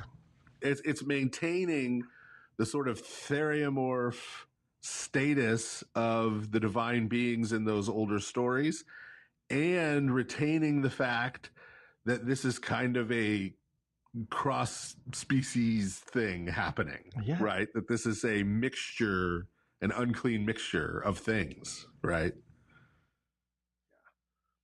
So it's a way, that shape-shifting element is a way of maintaining those elements from those older stories, the older versions of the story. Yeah. Right. So weird. Don't worship Zeus, people. Yes. Worshipping Zeus is bad, okay? So more giant stuff, right? Yeah. So you have, not just through Hesiod, but you have this idea, and this seems to be common. I mean, you always have the succession myth sort of always has this. You find this also sometimes in other Indo-European later developments too, where you have sort of two tiers of divine beings. But when you put that together with the succession myth, you end up with something like the Titans, right? You've got the Titans, you've got the gods, right? And the Titans are sort of this earlier tier, right? Of gods that sort of went awry, right? And of course, they get imprisoned in Tartarus. The one place in the New Testament where the term Tartarus shows up, it's where St. Peter is referring to the place where the Watchers, the angels who sinned in Genesis 6, are imprisoned. That's where he drops Tartarus. So St. Peter makes that direct connection. So you have this early tier that's in prison, but we're seen as the children of Gaia, right? The earth. And so she is angry about it, right? There's a lot of angry, violent women in ancient paganism. Yeah. Right? It's not just a knot. Right. Right? Like Gaia sort of loses it. I mean, Hera's always going around trying to kill off Zeus's illegitimate progeny. And their moms. Yeah. And or turn them into spiders. No, that's not, yeah.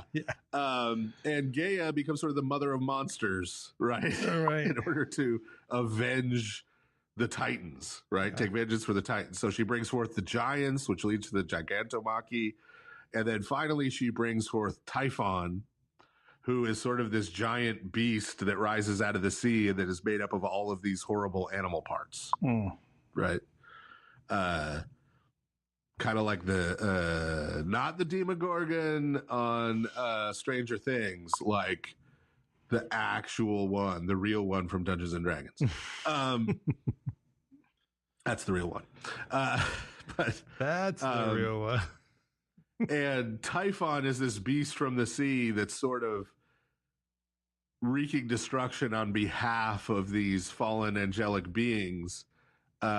Shows up both in Daniel and Revelation in the form of the beasts, the sort of theriomorph beasts that come up out of the sea, right? Are sort of referencing this. And in the case of Daniel, it's talking about the Seleucids, the Greeks.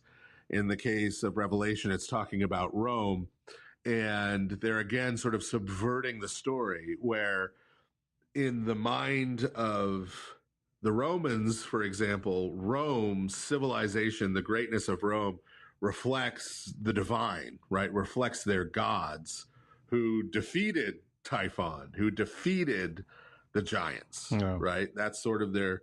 And so when St. John flips that around and says, no, you guys are the chaos monster, right? Rome is the beast from the sea. Rome is the chaos monster. Rome is Leviathan. Right? That's whose power you represent. That's the spirit that you're enacting in the world, right? That's a flip. And Daniel is doing the same thing, right? With the Greeks and the other empires, other world empires who he depicts. So there's another place where our Zeus stories hook up. Another one that we've mentioned before on the show when we were talking about the Epkalu and we were talking about Genesis 6, it's sort of the revelation of this divine knowledge to humans, is the Prometheus story. Now, notice, though, in the Prometheus story, who's the good guy and who's the bad guy kind of gets flipped. Yeah, right. Prometheus is like an Apkallu, given that secret knowledge to human beings, fire or whatever. And humans love him for that. Thank you, Prometheus. But that makes the gods mad. Right. So you have this divine being who reveals the forbidden knowledge to humanity. He here is the good guy. Right. And the mean old God comes and imprisons him and punishes him for it. Yeah. Eternally. Right. It's almost, so it's almost a Christian narrative. Right. Except this, the good guys and bad guys are flipped, but yeah. Making a good example of pro-devil propaganda. Pro-devil propaganda, exactly. No, this is good. This was good when he did this. And so relatedly, right, another connection here is in at the beginning of the book of Revelation, in the letters to the 7 churches, there's a letter to Pergamos or Pergamum, depending on whether you're using the Greek or the Latin name, where St. John refers to them living in the shadow of the throne of Satan. Yeah, right. And so if you're ever in Berlin, you could go to the museum and see the throne of Satan. Right, because they've got it. Yeah. And that is the great altar to Zeus that was there, that depicts in its carvings the defeat of the giants by Zeus, right? Winning the Gigantomachy, right? So again, this is how the Romans saw themselves. Yeah. Right. Their civilization had conquered the earth, the monsters that come out of the earth, right? An established order civilization, right? And that was the place where in that city, that was a famous altar. And anytime the emperor or any of his generals were passing through, they stopped there, especially when they were on the way to Eastern campaigns, to offer sacrifices there. It's belching forth smoke all the time. Right. And St. John can very easily call it the throne of Satan, even though it's an altar to Zeus. Right. We know the connection between altar, footstool of the throne. Right. We've talked about that before. Right. And the reason he can do that is that by the time St. John is writing at the end of the 1st century, sorry, preterists, St. Irenaeus tells us when it was written. We know, right, that by that time, the idea that Baal equals Zeus, right? And therefore, for a Jewish person who had read the Hebrew Bible and knew that Baal equals the devil, right? The transitive property gives us Zeus equals the devil. Yeah, right. Right. And so these are seen to all be the same figure, right? And the reason that's firmly established by the time we get to St. John at the end of the 1st century is that way back in the 4th century BC, Alexander the Great had already kind of established it. Yeah.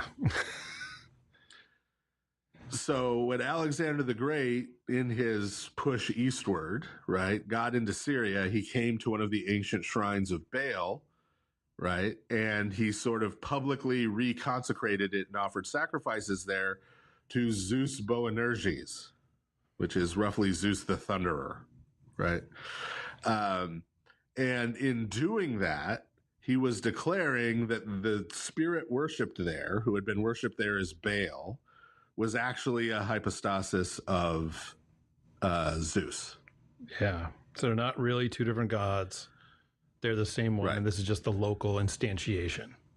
Right. This is the ancient localization of who Alexander worshipped as Zeus. Yeah. And considered to be his dad in snake form. Yeah. So I was going to say, so related to that, we got a question about that term Boanerges. So David Thompson, who is just beginning as a seminarian at St. Tikhon Seminary. So good luck to you, David. He sent in this question. Hope you survived the experience. Yeah, that's right. He sent in this question. He said, is the naming of James and John in Mark chapter 3 to be Boanerges, sons of thunder, also a reference to the twin sons of Zeus, Castor, and Pollux? Was there likely a temple nearby that Jesus was using for a pun? Do we have any hagiography that showed James and John to be replacements in divine counsel-wise for those gods? So that's his question. The answer is yes. Yes, right. Sort of. Yes to some of it and not to all of it, right? It's not. Well, yeah. That was a broad yes. So this is said, if you look where it was said in Galilee, this is in one of those areas, right, where Zeus Boanerges had essentially become the name for Baal, right? Like where that sort of assimilation started by Alexander the Great had taken root, right? But so Christ is kind of doing a pun. It's not directly referring to Castor and Pollux, I don't think. There are people who will try to go that far. I mean, you got to write journal articles, right? Dissertations. Yeah. But I think it's taking it too far, because I think what Christ is doing is he's actually chastising them with that title, right? Because when you look at what instigates that, right, it's that they want to call down fire from heaven, i.e. lightning, as we already said, right? They want to throw thunderbolts and blow up these cities for not having accepted Jesus, right? And his message, right? So they're like, we want to wipe them out, right? And I think we've mentioned on the show before, the episode in Acts where in Lystra, where Saints Paul and Barnabas get worshipped as Zeus and Hermes. Yeah, right. That part of what's going on in the background there's a story that's recorded in Ovid from that region, where they believed that at some point in ancient times, it's sort of, again, a late version of Sodom and Gomorrah, that Zeus and Hermes had come to that region and looked for a place to spend the night, and everybody told them to go pound sand, except for this one elderly couple who welcomed them in. And so the next day, they rewarded the elderly couple by turning them into a tree. Grats. But everybody else, they destroyed. Yeah, right. So let's not have that happen again. Quick, here's the gods. Right. So what Christ is kind of doing here is pointing out that they're kind of imitating the wrong God. Yeah. In their attitude. Right. Because remember, to be the son of something means to manifest those characteristics. Yeah. Right. You don't want to be the son of Boanerges. Yeah. Right. That's not who you want to be. Yeah. Right. Don't act like Zeus, you guys.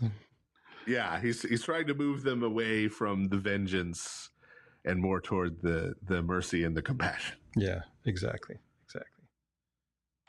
All right, and with that, we are going to take a quick break, and we'll be back with Thor.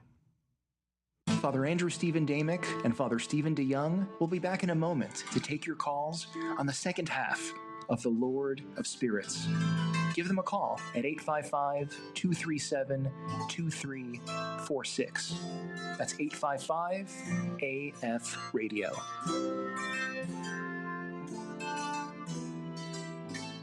The Ancient Faith Content Creator Conference is back this September to connect writers, podcasters, artists, designers, and influencers with uniquely orthodox networking and professional development opportunities, including keynote addresses by Father Andrew Stephen Damick, Cassia Nee, and Melissa Laro, and sessions with Ancient Faith staff and contributors on the public forum, design, publishing, podcasting, children's books, digital marketing, storytelling, and research. Invited speakers include Derek Cummins, Brian Jarbo, Nicholas Kosar, Nicholas Kotar, Phoebe Farag-Mikhail, Nicole Rokas, and Christina Tartara. Find out more about their sessions and register at store.ancientfaith.com/events. We're back now with the Lord of Spirits, with Father Andrew Stephen Damick and Father Stephen DeYoung. If you have a question, call now at 855-237-2346. That's 855-AF-RADIO. All right, welcome back. It's the third half of Lord of Spirits. We're going to be talking about Thor now. So this actually follows on really well. Because everything we really think we know about Thor comes from the Christian era, right? From Stanley and Jack Kirby. Yeah, from Stanley and Jack Kirby, who are, I think they're both Jewish, aren't they? Yes. Jack Kirby, yes. Definitely. Yeah, I think Jack. Everything after Kirby went to DC is apocryphal, however. Oh, it's true. So like Mike Deodato's leather Thor outfit, apocryphal. It's like his Tertullian moment. He became a Montanist and just everything after that.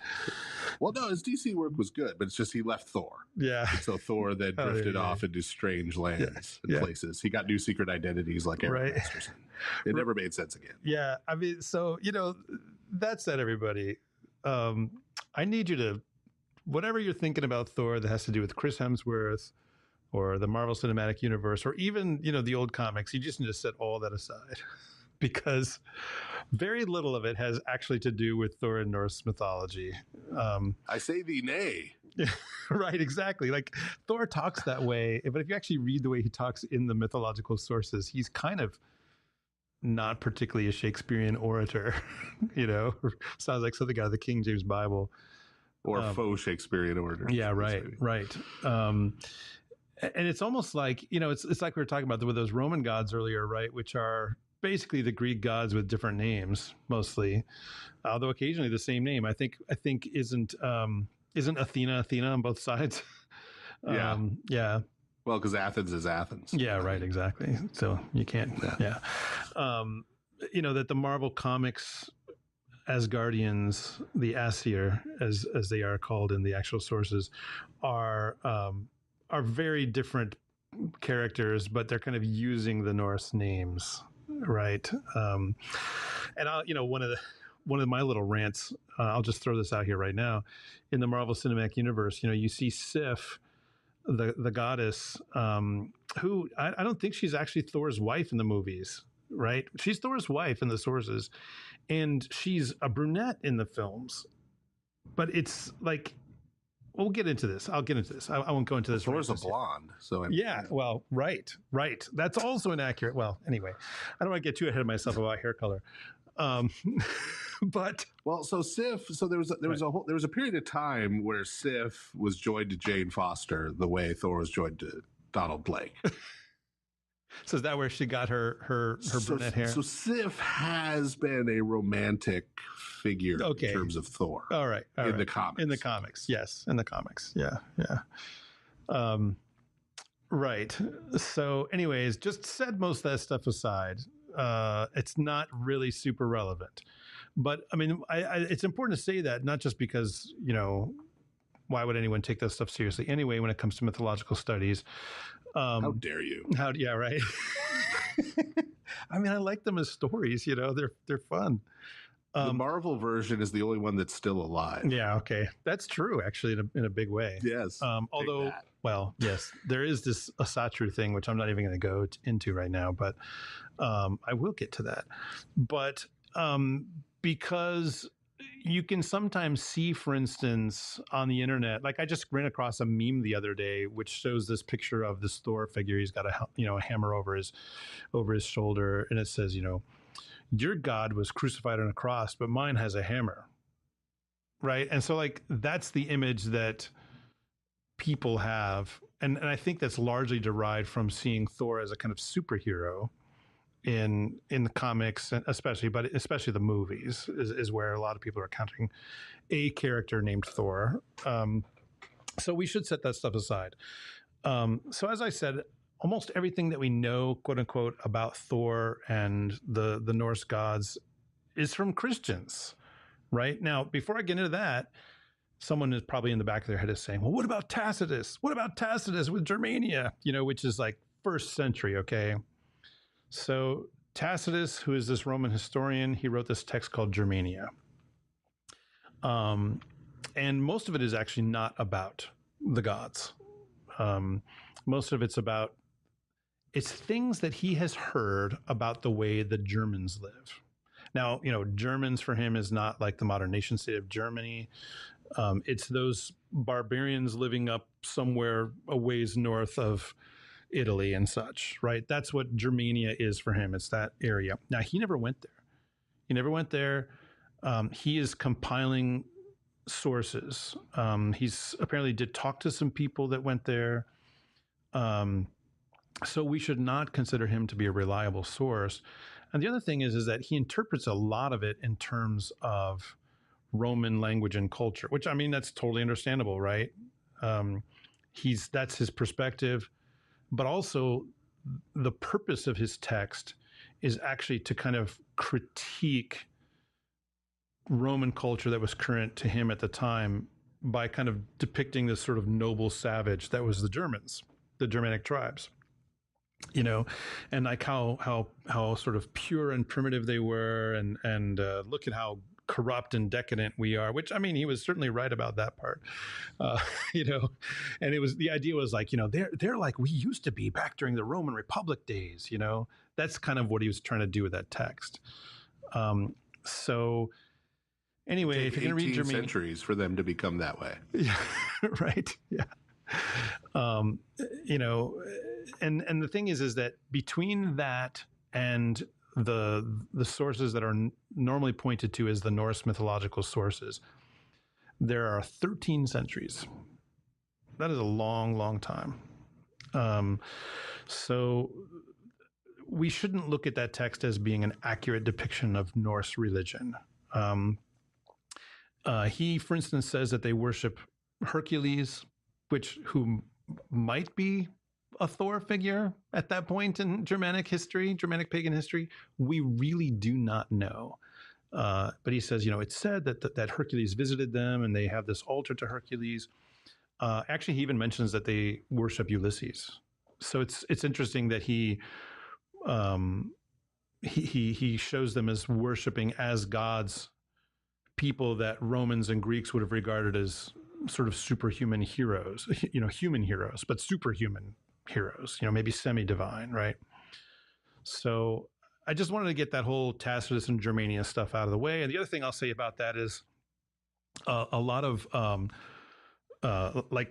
frankly, the Nazis and people who are into that kind of thing have read Tacitus's Germania as sort of proof of the glory and the ancient purity of that people, and have used it to very nefarious means. Tacitus would have no idea that was going to happen with his text. I'm not saying people shouldn't read it. Just be aware if you do decide you want to read it, that's being used for that too. But anyway, I would not take it as a good source about Germanic religion or mythology or anything like that. There's some interesting stuff in there for sure, but it's not really where you're going to go if you want to understand the sources of Norse mythology. Okay, all that said, so all the actual written sources that we have about Norse mythology are from Christians, and most of them are Icelandic. We're talking, 13th, 14th century, a lot of it, mostly 13th century. Why is that the case? Why is it so late? Certainly weren't there people worshiping Odin and Thor, and so on before all that? Yes. So for instance, we've got St. Boniface in the 8th century, goes up there, chops down a sacred oak. There's references to him in his life confronting Germanic pagans. But we have nothing from that period from pagans, right? And if you read saints' lives, they're not going to tell you a lot of details about pagan mythology and religion. They're just not there because it's not from that point of view. So that information is not there, right? Why don't we have that kind of information? Well, the reason is that unlike the classical Greco-Roman world, Northwestern Europe, which is where this stuff is happening, doesn't really write very much at all. We have a few inscriptions on things, some bits scratched into rocks. We have helmets with people's names, stuff like this. But the combined amount of text that we know that was written by Germanic/Norse pagans is really, it probably could not even, make up a paragraph or two total, right? That's the amount of actual writing we have from them. So that's why we don't have it. Reading and writing and real literacy and manuscript production, all this kind of stuff comes into Northwestern Europe with Christianity. So we simply do not have sources. We do have some archaeological stuff, which again, you find something that's buried down in a bog or whatever, it's not going to tell you much of a story. It's not going to really tell you much about religious practices, right? Imagine a church that's been buried for centuries, right? And you dig it up are you going to know how to celebrate the divine liturgy by doing that? No, you're not, right? Even if you know that the divine liturgy was celebrated there, you're not it's not going to be there. You're not going to have that information. So what do they dig up in archaeology? Well, they dig up sacrifices sometimes. So they find armor and weapons and stuff like that shoved down into bogs a lot of times. And occasionally they find sacrificial animals, but also sacrificial people. So often with their throats cut. So there was animal sacrifice going on. And the reason that we know that some of these places were sacrificial sites to gods like Thor is because of place names. So that's one of the ways that ancient ways of thinking about a place are preserved over time is place names. So you get, we've talked about theophoric people names, right? People who have names that are connected to the names of gods or include the name of the god.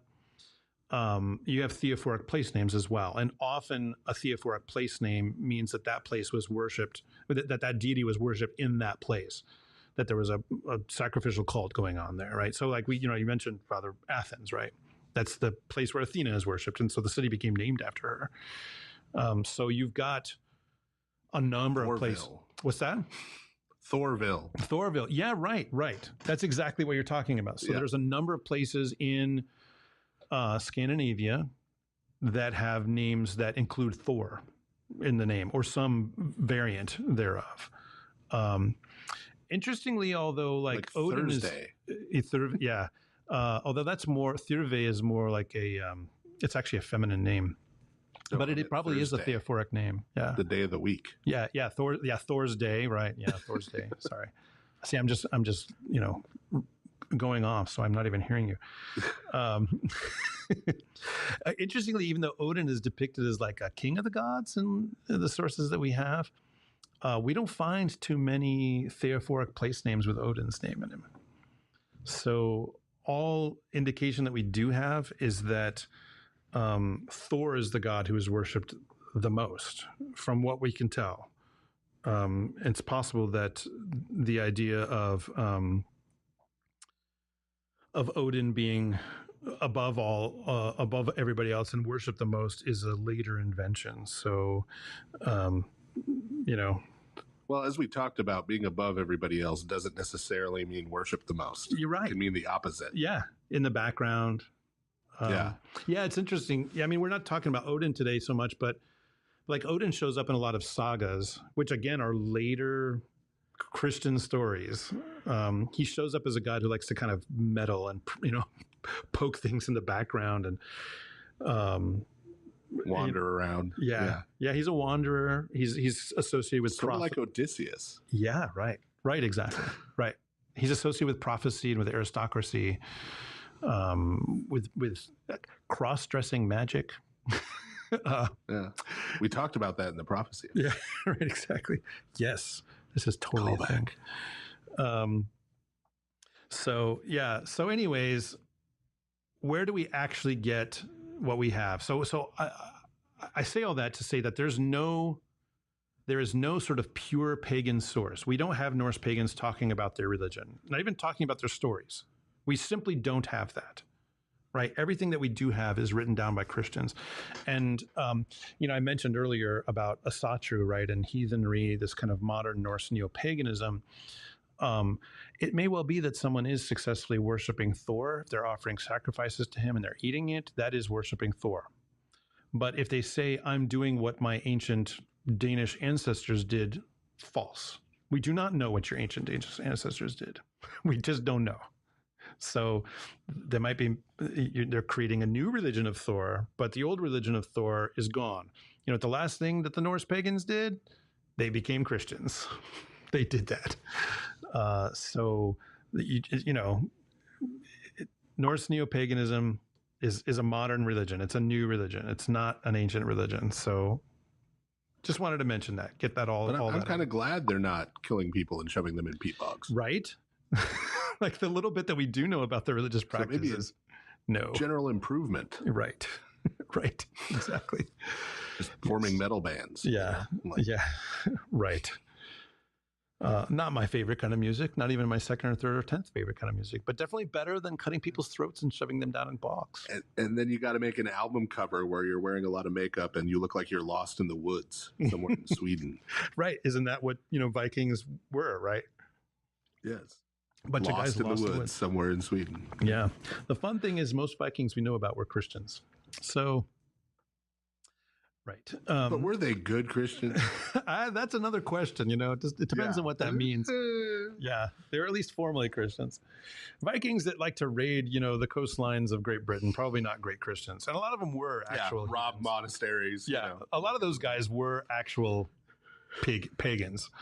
Yeah. They actually were real pagans, as the local Christians attested. So, and they used the word heathenu to refer to them, right? So that's heathen in Old English. So what do we have in terms of actual sources? The biggest source that you're going to want to look at, if you want to look at the most authentic, again, not authentic, but the most authentic representation of this mythology, is written by a guy named Snorri Stolson. So Snorri Stolson is a 13th century Icelandic politician, actually. He's the law speaker at one point, which is sort of like the head of the parliament. But also, and he gets involved in a lot of politics, actually, and he gets assassinated as a result of that. But so he's a Christian. He does not seem to know Latin, but he knows people who knew Latin, and he has some idea about classical pagan sources, right? Because he references them in them and what he writes. The major book you're going to want to look at if you're going to look at the sources of Norse mythology is something called the Prose Edda, Edda. Sometimes it's just simply called Edda. In Icelandic, they call it Snorra Edda, Snorri's Edda. And this book was written around the early 13th century, and it is not the equivalent of Edith Hamilton's mythology, right? He's not trying to put together a book of Norse myths. So that's disappointing to begin with. Not Hesiod, not even Ovid. No, yeah, he's not doing that. That's not his agenda, right? He's trying to put together a textbook. And it's not a mythology textbook. It's a poetry textbook. So Snorri was, it seems, a pretty good poet, actually. And so he was really dedicated to a type of poetry called skaldic poetry, S-K-A-L-D-I-C, skaldic poetry. Skald is an old word for a Norse poet. And apparently it was falling out of fashion in his day. And so he wanted to revive it. Like other kinds of poetry had become hip and cool at the courts of the Scandinavians. And so he was trying to bring it back. And he realized that a lot of people couldn't even write skaldic poetry because they just didn't have the capability. And so he puts together a textbook. And the purpose of this textbook is to give you the vocabulary that you need to write skaldic poetry. Right? Well, why does he tell mythological stories in service to that purpose? It's because skaldic poetry includes lots and lots of allusions to Norse myths in order for it to actually just work, right? So I'll give you an example. We talked about Sif, right? What is the color of Sif's hair? It is golden. It is always golden. It is nothing but golden. And that's because the phrase Sif's hair is used in skaldic poetry as a reference to gold. So it might say, and his hands flowed with Sif's hair. It doesn't mean that he got up next to the goddess and was grabbing her hair.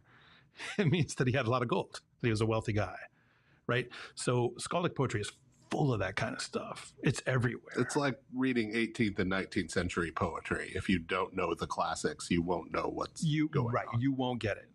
So for him, these stories are the classics, but they're kind of starting to get forgotten. Now, it should be said that at this point, we are about 200 years after Christianization in Scandinavia and in Iceland.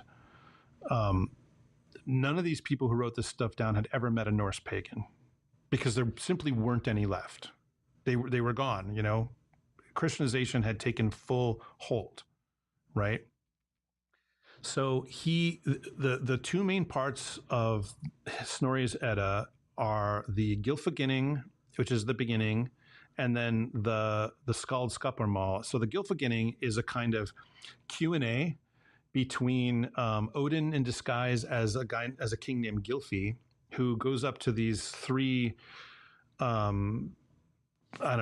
spiritual sages of a sort, and asks them a series of questions about the gods, about the beginning of the world, the end of the world, stuff like this. So it's a kind of cosmology is what kind of comes out of it. And from this, you get a lot of the stories about, Ragnarok and all this kind of stuff.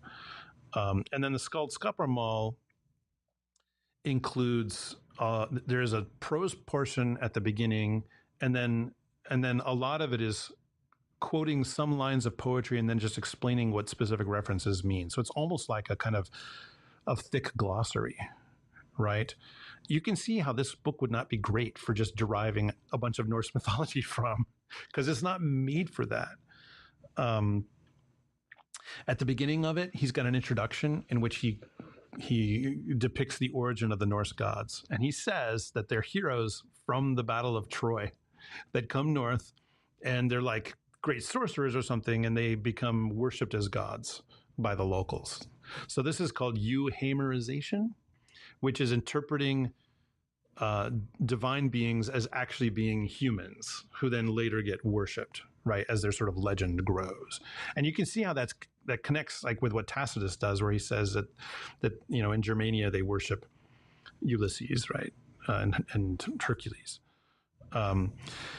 And so he says that that's the origin of things. But a lot of the things that we know of as Norse myths are all found in, especially the Gylfaginning, which is at the beginning. So like you get Ragnarok, you get Odin with his brothers Vili and Ve killing Ymir, the giant primeval giant, and whose blood then fills the world and causes the flood, right? That stuff is all there, okay? And then he's got another significant work called the Heimskringla, which is the history of the kings of Norway. At the beginning of it is called something called the Ynglinga Saga, which is and in that he very explicitly makes the Aesir ancestors of the kings of Norway and Sweden. So he's claiming that they have this sort of almost divine origin, but again, he says that the Aesir, the Norse gods, are humans, right? That's what my wife recently had this experience on Ancestry.com. No, which is crowdsourced. Right. So she was going back in some Swedish ancestors and discovered she was related to Ymir. Yeah, right. The frost giant. The giant frost giant. So there you have it. Yeah, right, exactly. So, yeah.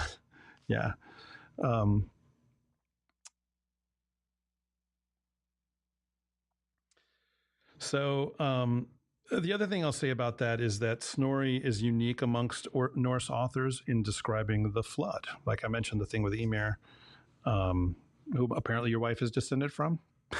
Yes. By Ancestry.com. Yeah, and if anybody out there has descent from Anglo-Saxon kings, you are also considered a descendant of Odin. So congratulations, you're Odinson. Odinson. I don't know how you pluralize that, but... Is that something good, though, really? Right. Odin's not great. Another major source is the Poetic Edda. It is a 13th century collection from a manuscript called the Codex Regius, which, don't get confused, there's more than one codex with that name. It means the Codex of the King because it was presented to one of the kings as a gift. It's a collection of songs and poems. It's generally thought that some of these might actually be authentically pagan texts. So maybe closer to the pagan sources. We don't know, though, because once again, this collection was put together entirely by Christians. When it was found, it was called the Elder Edda because it was assumed that it was a lot older. But actually, it's later than Snorri's Edda. But Snorri's Edda still gets called the Younger Edda in some sources. But it's just this collection of poems, and interpolated within it, you actually have, I shouldn't say interpolated. We don't know. You have comments, Christian comments every so often. Like, for instance, there's one that says, this story comes from a time when ignorant people used to believe in reincarnation. So like that's something that's in there. So you get Christian commentary. It is much harder to read unless you know the stories that are behind the poems. So I recommend that you read, if you can read this stuff, you read Snorri's work first, which tends to present the stories a little bit more coherently as narratives, because they're highly elusive. A lot of these might be hymns or like folk songs that often assume you know the story, right? I mean, we encounter that kind of stuff in texts we talk about all the time. We don't know the rest because whoever heard this at the beginning knew the story, but no one bothered to write the whole thing down. Thanks, ancient people. Or if they did, we lost it. We just lost it. So I will also give an honorable mention to a text called the Gesta Danorum. It's the history of the Danes by a guy named Saxo Grammaticus. Grammaticus is a nickname that meant he was basically really good with Latin.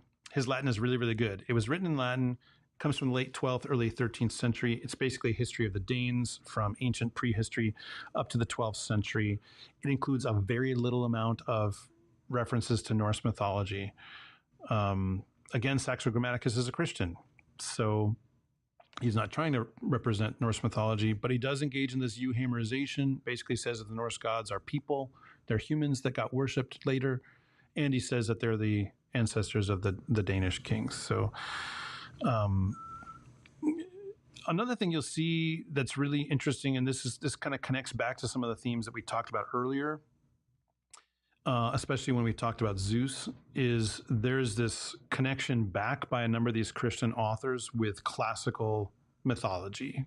So right when we talked about Tacitus earlier, who's not a Christian, but Tacitus says they're worshiping Hercules up there. If you went to a local Germanic tribesman and said, so you worship Hercules, I'm sure he would have no idea what you were talking about. But these authors connect some of the stories and certainly the gods back to classical gods. So like Snorri in one point says that Thor equals Jupiter, right? He doesn't use the name Jupiter, but he kind of makes this reference.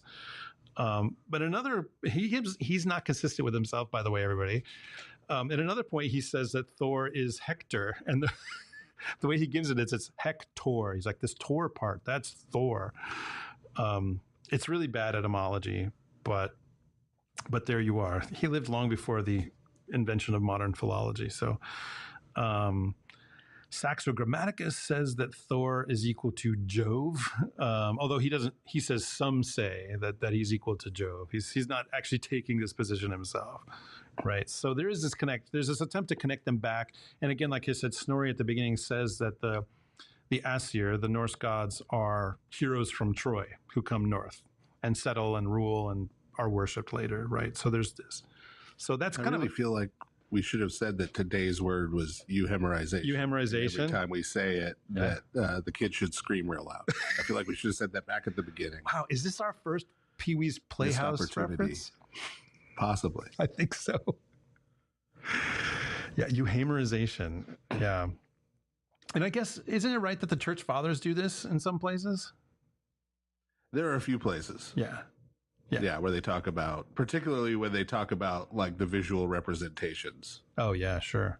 Like who the statues are of. Yeah.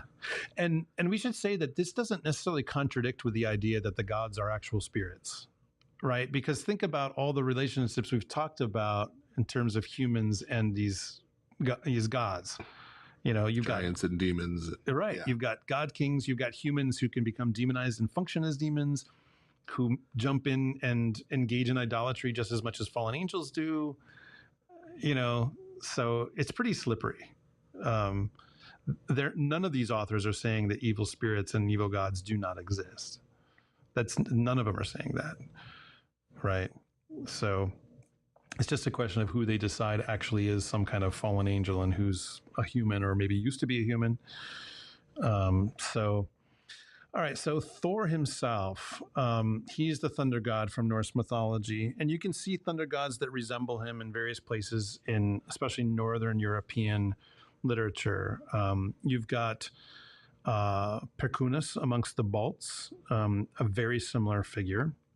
Actually, there's a whole, the hammer thing is related in there. You've got Perun amongst the Slavs, again, a very, very similar figure. It seems like almost every mythology has a thunder god in there somewhere. Perun is also very similar to Thor in Marvel Comics. People may forget that he was a member of the Soviet version of the Avengers. That's right. Oh, yes, man. Along with the Crimson Avenger. Yeah, right. And, yeah. Wow. Man, that's digging out old memories for me. I was much more into X-Men, which isn't that a Euhamerization, right? The X-Men, humans with superpowers. I think, if I remember correctly, in Avengers versus the X-Men, the Soviet group appeared. That's maybe what I know about him, because I wasn't a super big Avengers guy. Yeah. Because the Avengers had to bring in Magneto after he destroyed that submarine. You always got to bring in Magneto. Yeah. You regret it, but... Yeah, because he's kind of a sympathetic villain, but nonetheless. Right. He killed 150 people in that submarine, had to go on trial before the World Court. That's right. And he also plays Gandalf, who Tolkien describes as an Odinic wanderer. So there you go. That brings us all back. So Thor, okay, so the name Thor, we talked about names a lot. In a lot of early sources, he's Thunar, often spelled Thunarr. In Old English, it's Thunor. This is just literally the word for thunder. His name is Thunder. That's what his name is. It is Thunder, right? As we've seen a lot Not of to be confused with Thundar the Barbarian. No, definitely not. Who was also created by Jack Kirby. Right? I know. For Hanna-Barbera. I know. And then the Thundercats. Yeah. So... Yeah, although there's nothing really thunderous about them. No, not really. I don't know what the deal is there. So, It sounds better than just calling it cats. Yeah, right. They are chasing around as you know the laser pointer. The big red laser pointer in the sky. They all come running. Yeah. So Thunar, and again, the word just means thunder. That's all it means. And when Norse people heard these stories, they would not have heard him as, oh, this is someone who has this name and it's a different, like it would just be thunder. So for them, the difference between the thunder and what Thunar is doing, not a lot of space between those, right? This is the thunder, right? So Thor is also generally depicted as the son of Odin, who's actually Odin in Norse sources, Odin. And here's where it starts to get weird. His mother is a goddess named Jörð, and she's actually a giantess. So Thor is half giant, half Aesir. So you'll notice if you read Norse sources that giants are a pretty complicated set of beings, whatever they are. They're probably not really tall. Some are depicted as hugely tall. I mean, Ymir, right? This giant that you construct the universe out of by killing him, he must be pretty big. But a lot of them are basically the same size as the Aesir because they intermarry, right? So that's going on. And then some of them, give birth to monsters and stuff. So what exactly are giants? It's not clear. But the giants of folklore that we often think about, the really tall giants, like everyone always asks us, like, aren't giants really tall? That depiction of giants always being tall is a later kind of folklore thing. It does exist in legendary and mythological material, but it's not what it's about. That's not what makes them giants. Right. And size is a way of conveying power and strength. Exactly. Yeah. Right. Right. In portrayals. Right. That's a way of communicating power and strength. Yeah.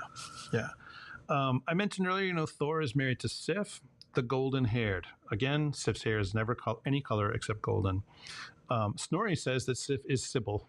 So he's, again, classicizing, bringing us back. As I mentioned... What's that? Close enough. Yeah, exactly. Right. As I mentioned, he seems to be the most worshipped god in Norway and Iceland, based on archaeological stuff. He's depicted as red-bearded. That's a major thing. His great big red beard. Hair is red.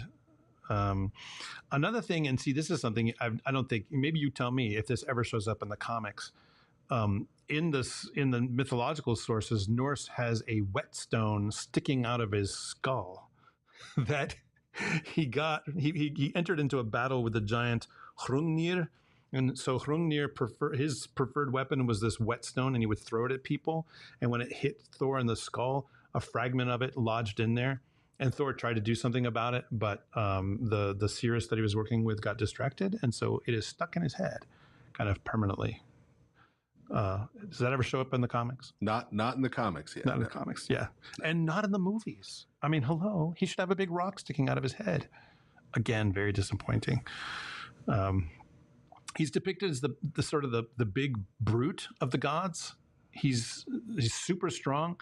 He's not noble. He's not smart. None of these things you see in the modern Marvel depictions. Although lately they've kind of depicted him as a little bit dumber, but he's not. He's pretty dumb in the Norse sources, which may be a function of Christians writing about them, right? You're not going to depict pagan gods as being these very wise, noble, admirable beings. They're going to be depicted as, not admirable, right? But he defends the gods against the giants, against the monsters. He's generally a big foe of the giants. Kills them almost any time he sees them. He's the patron deity of farmers and sailors. Why would that be?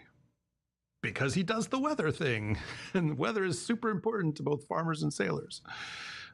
He's the thunder god. He's the storm god, right? So yeah. Also very known for the hammer, Mjolnir. Also got a pair of iron gloves, a big belt of divine power, makes him strong. Here's one of my favorite things about him. He owns a pair of goats, 2 goats, one named Tanjoster and another named Tangrisnir. And these names mean tooth gnasher and tooth grinder. And here's what's great about them. So if he gets hungry, which Thor often is hungry, he can kill them and eat them. And if he lays the bones on their skins, when he wakes up in the morning, they're back. So he's got these magical reviving goats, reincarnated goats, or goats whatever they have been in the movies now. Really? Yeah. Oh, I haven't seen the latest film. Okay, spoiler alert, everybody. Yeah. Yeah. They're in the trailers. So. Oh, yeah. Yeah. Do they come back when he kills them? I don't think they get eaten. Oh, in the movie. Yeah. What are goats for if not to eat? To pull your chariot. Oh, there's that too, I guess. But yeah. So, so there's lots of stories about Thor in the sources. A lot of them are about him going on various adventures and killing giants. A lot of them. And a lot of those are pretty funny, actually. I'm going to mention one of those, and then I'm going to tell you kind of the 2 big stories that are where Thor is involved. So here's the kind of fun one. So his hammer Mjolnir, which is really important, obviously, for the defense of the Aesir, gets stolen by a giant named Thrymr. And Thrymr steals the hammer and says, I'll give it back if you guys send me Freya so that I can marry her. She's one of the Aesir. She's one of the goddesses, right? And so there's a whole conversation amongst them about what they're going to do about this. And Freya, of course, hates the idea of having to go and be married to this giant. And so what they do is they decide, I'm still laughing about this. They decide to dress up Thor in Freya's clothing. Like, cause that's going to be convincing, right? So he goes in drag and they're like, here is your bride. And, when they sit down at the wedding feast, Thrymr notices that Thor is really putting it away. He has this divine level of appetite. And it's like, well, what's the deal? And Thor, as Freya says, or it might have been Loki, actually, I think now that I think about it, who's nearby. Anyways, they communicate like, well, she's been fasting all this time to prepare for the wedding, for you. And he's like, really? And sort of kind of pulls back the veil a little bit and sees these fiery eyes And it's like, what's the deal with that? Like, oh, well, she's been suffering so much from all the fasting, and so she's not feeling well. And so then finally they say, well, where's the dowry? Where's the bride price? And so they bring out Mjolnir and they hand the hammer to Thor. As soon as Thor gets his hammer back, he pulls off the women's clothing and proceeds to kill just about everybody present and walks away. Everybody is depicted as pretty ridiculous in this story, including Thor, especially Thor, which some scholars will say this is an indication that this was written really late and definitely maybe entirely composed by Christians. Like, again, we don't know which of these mythological stories were written by Christians, whole cloth, were adapted by Christians, were maybe possibly represented fairly authentically from the pagan period by Christians. We simply do not know. We don't know. This is what we've got, right? We can't say this is the original. We have no idea, right? So here's the two kind of big stories about Thor that I think are especially important for us, but are the ones you should, I think if you're going to remember any, there's two. So one is the fishing expedition, and then the other is Thor at Ragnarok. So if you look at the Poetic Edda, and this is referenced in Snorri's Edda too, but if you look at the Poetic Edda, there is a poem called Heimskringla, which means Hymir's poem. So Hymir is a giant. He's kind of a frost giant, a wintry giant. And he's been staying with him and kind of eating him out of house and home, as Thor is wont to do. But the giant can't kill him because there's this whole hospitality thing. You don't kill people who are staying under your roof, even if you hate them and you are their mortal enemy. Like, this is not a thing you do. That even the gods and giants are sort of bound by this rule. And so they decide to go fishing because Hymir is losing all of his food. While they're out there, Thor decides to rip off the head of one of Hymir's oxen, and he lowers his line down in the water with the ox head as bait. And what should try to get hold of it but the Midgard serpent itself, Jormungandr, the serpent that encircles the world, right? And if he starts moving his coils and there's earthquakes and it might be the end of the world kind of thing. So he drags the Midgard serpent up out of the water, and as he's got hold of it, he takes his hammer and he bashes it in the head. And in some versions of the story, that's the end of the Midgard serpent. But the main versions, it doesn't actually kill him. But when that happens, Hymir, realizing what's going on and that actually Thor is threatening to cause the end of the world, he goes and he cuts the line that Thor has the Midgard serpent on. And then the serpent falls back into the water. And then Thor is so mad that he goes and punches Hymir about in the head. And in some sources, Hymir falls overboard and drowns. So that's the fishing expedition. This should probably remind us of references in the scripture to Leviathan. This is in Job, for instance, right? Leviathan being drawn up out of the water by a hook and tamed, right? But this is the Norse version. So it's not about taming the serpent, it's about smashing him in the head. That's how it goes. So the other big thing that we should point out, the other big story is Thor at Ragnarok. And it's interesting, if you look at the actual sources about this, there's not a lot. In almost every one of the sources you look at, Ragnarok is not this drawn out battle that you read a lot about. Like, it takes up maybe a paragraph or two, or, a few stanzas of poetry. It's the end of the world. The gods get killed. In some versions, a handful of them do come back, like Balder comes back, although he had already been dead by this point. And Odin gets killed because he gets eaten by the Fenris wolf, aka Fenrir, who is an offspring of Loki. And the Midgard serpent, by the way, is also an offspring of Loki. And Hel, the goddess of the underworld, because in Norse mythology, the devil is a woman. She's an offspring of Loki as well. Not to mention, of course, that Odin's horse Sleipnir is Loki's offspring, because Loki can be both male and female, and also does the shape-shifting thing. And weirdly has children when he goes and shape-shifts. So this is sort of like Zeus, right? You got the shape-shifting, philandering, flesh raping going on.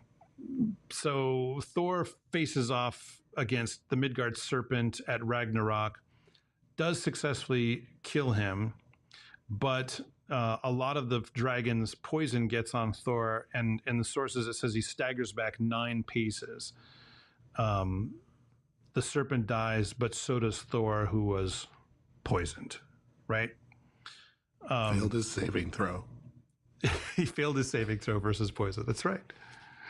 So that's the end of Thor in the actual Norse sources. As you can see, like, he's not depicted as being this uber powerful being that, you know, that the humans must contend with, right? To the way that, for instance, Baal and Zeus are within the actual pagan context that we know a lot more about. What we have is a depiction written by Christians. Again, centuries after Christianization took hold. So you might ask the question, like, well, why would Christians even tell these stories? I mean, they're about pagan gods and all this kind of stuff. Well, number one, they don't actually preserve pagan religion in terms of practices. So you're not going to learn how to worship these gods from these stories. It's just not there. Christians have every reason not to preserve that kind of information, right? Why would they tell these stories? So, well, number one, remember, from the point of view of Snorri and these other Christian writers, we don't know who put together the Poetic Edda, by the way. We don't know. And it's possible that Snorri had a kind of committee that helped him do what he did. We don't know. But from their point of view, these gods are actual human beings. They're legendary humans. So these are legendary stories for them. And remember, Snorri is trying to put together a skaldic poetry textbook. That's his purpose. But even if, you know, he didn't regard telling these stories as being inherently sinful from a Christian point of view, occasionally he does say things like, now, you shouldn't believe that all this actually happened. Like, he'll say that, right? For him, they're just stories, largely speaking. Mostly, you know, he does believe the Aesir existed, that they were humans. These Christians have no problem elaborating on these stories. They have no problem altering these stories, as far as we know. Again, we don't have quote unquote originals to compare them against. Why do they do that? Because that is how legends and their transmission work. That's just how they work. They're just retelling stories.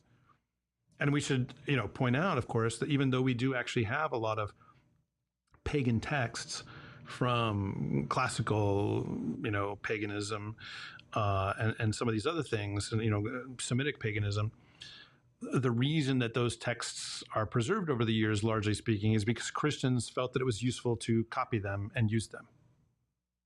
Right? So even though we don't have much in the way of Christian, quote unquote, tampering with the stories, altering, elaborating on them, they're copying them, right?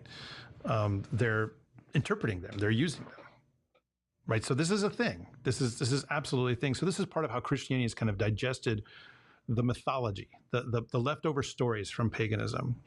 You know, the difference being with the classical world, you have, and even the Second Temple Jewish world, you have texts that exist as texts. Right. Right. And so the relationship is a little different than when you don't have a text. Right.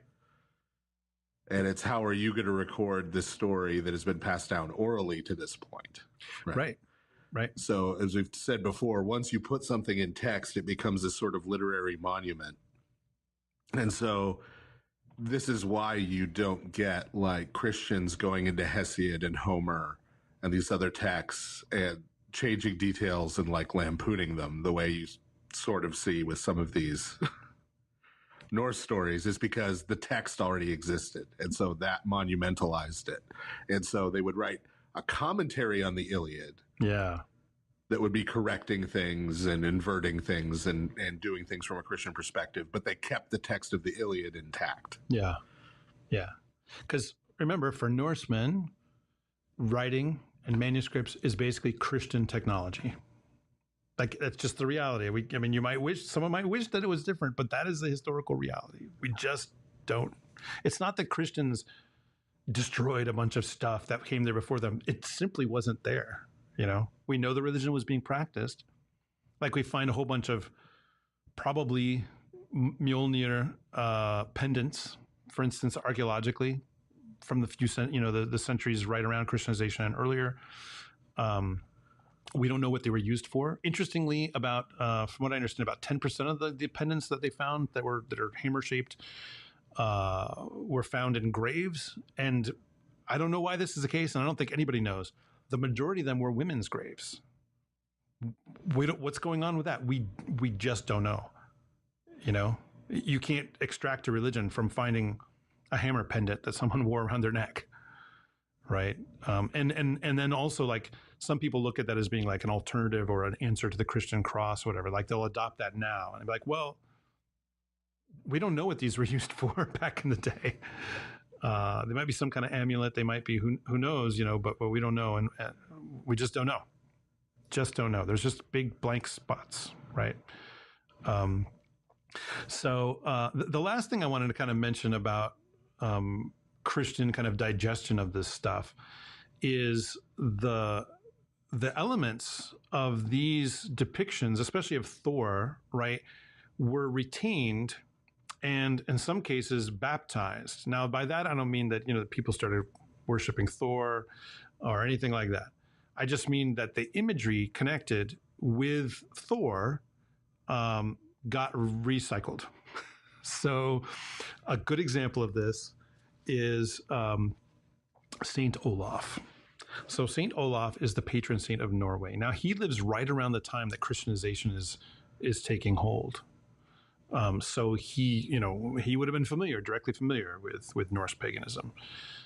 He's one of the latest saints, right before the period of the Great Schism between East and West in the church. Early 11th century, if I recall. And he's regarded as a saint within a generation, if I recall. And earliest depictions of him show him clean shaven, right? Which is probably how he looked. We don't know, but that's how he was depicted, as clean shaven. As time goes by, eventually, especially after the early 13th century, so we're talking a couple hundred years, he starts getting depicted with a big red beard. That is a Thor image.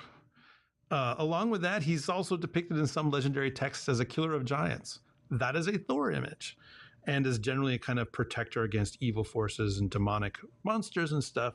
Again, that's Thor stuff. But remember, we talked about Christ and so forth, that like he's described as the rider of the clouds, right? It's not saying, Christ is like Baal. It's saying that actually that belongs to Christ. That title belongs to Christ. So you get this beginning of saints using this imagery from pagan mythology, but now it's been so many centuries since that was even believed in and practiced that they have no problem appropriating the imagery for, this new patron of the place, Saint Olaf. So before we go to break, I just want to give a quick recommendation. If someone's actually interested in really learning Norse mythology from the sources we have, and not simply from the kind of collections and stuff of fairy tales and legends, which can be interesting, right? But are kind of largely aimed at children and so forth. There is a book called The Norse Myths, A Guide to the Gods and Heroes by Caroline Larrington. And her work is very good. It's a kind of summary, and it's all entirely based on all these traditional sources. So, all right, well, this is going to be different from other episodes in that we actually have 3 breaks. There's 4 halves to this episode. So we're going to go ahead and take unprecedented, our third and final break, and we'll be right back. Father Andrew Stephen Damick and Father Stephen DeYoung will be back in a moment to take your calls on the second half of the Lord of Spirits. Give them a call at 855-237-2346. That's 855-AF-RADIO.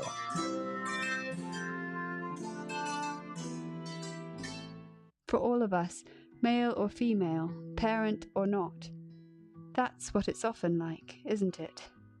It's at the end of our own tether that the miracle happens. It is in our greatest weakness that God's strength is known. It's when we decrease that He can increase. It's in losing our life that we find it. To put it another way, it's in the spot where St. Morwenna falls down, exhausted, that her spring rises up. It's when the people of God curse Moses in the wilderness and wish themselves back in Egypt that they hear the crack of the staff, the gush of water through the rock. It's when God Himself is spat upon and mocked and bleeding and dead that the glorious resurrection is ushered in. From 7 Holy Women, Conversations with Saints and Friends, now available as an audiobook at Audible, Amazon, and iTunes. We're back now with the Lord of Spirits, with Father Andrew Stephen Damick and Father Stephen DeYoung. If you have a question, call now at 855-237-2346. That's 855-AF-RADIO. Welcome back. It is the unprecedented fourth half of this episode of the Lord of Spirits. So This is the 100-page super spectacular of Lord of Spirits episodes. exactly. This is the last episode of our second year of production. So the next episode is going to be our anniversary episode. Unlike other 100-page super spectaculars, we have no reprint material. That's right. That's it. You're not going to be able to buy a version that costs another 50 cents sometime in the future. This is it. Yeah. All right. So we've talked about storm gods. What about the fact that, the true God, Yahweh, is associated with the weather? Is he just some storm god who made it big? Got a Bible? Big religion based on him? No. All right. And the reason we have to say that is that probably the current consensus among Old Testament scholars is that Yahweh is a storm god. Yeah. Or started out as a storm god as part right. of a pantheon somewhere. Right. And then sort of over time, sort of became the god of the Bible. Which, like, I know we've said this before, that, why would any human being take a pagan god that you can kind of make deals with and manipulate and get to do things for you because he needs something from you, wants something from you, can take a bribe? Why would anyone ever make that kind of god into one that needs nothing from you and commands you? Like, why would you do that? Doesn't make any sense at all. That's just how it works. Yeah, right. Yeah, I mean, that's not a god that any human being would ever invent, Yeah, and that scholarly consensus is based on nothing. Nothing? Like there's no actual basis for it? There is no actual basis for it. There is no real basis for it. Okay. So if you try to push, right, or when they're trying to, I'm not going to say argue for it, because again, that implies that they have a consistent chain of arguments that produces this result, which they do not. They simply do not, right? And I mean, I've criticized this to people with PhDs in Old Testament and had them literally their responses, well, that's the scholarly consensus. Right. Like, that's the argument. Like, no, everyone believes this. Oh, well, it must be true then. Right. Everybody's saying right? it. Like, hey. Yeah. If the rest of Old Testament scholarship's going to jump off a cliff, here I go. Right. But so when they're presenting it, right? When they're saying, okay, here's our presentation of this position that Yahweh was a storm god. Here's how they try to present it. So they've got a basic problem, right? Which is that if you're going to say, well, Yahweh was a storm god who was part of one of these Canaanite pantheons, right? So first of all, they're shooting this pantheon idea way back into history.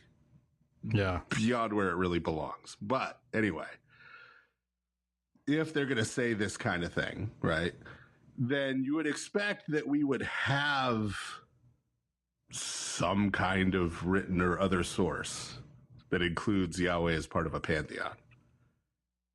And there is no such thing. Right? Yeah. There literally is no such thing.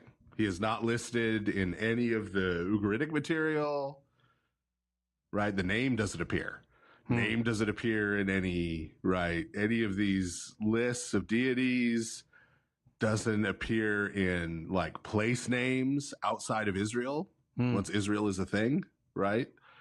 None of that. In fact, the way I've mentioned before, I think on the show, my Old Testament professor, my undergrad, Lawson Younger, the way he tracked what happened to the 10 northern tribes when the Assyrians deported them is by looking for people with theophoric names, with Yahweh in them. Yeah, right.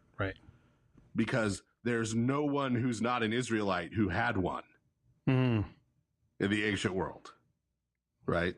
So not only is there no evidence that like Yahweh was part of a pantheon at some point in the past, right? There's no evidence that he ever was assimilated into a pantheon when Israel and Judah were conquered, right? Like there's just no evidence for any of this.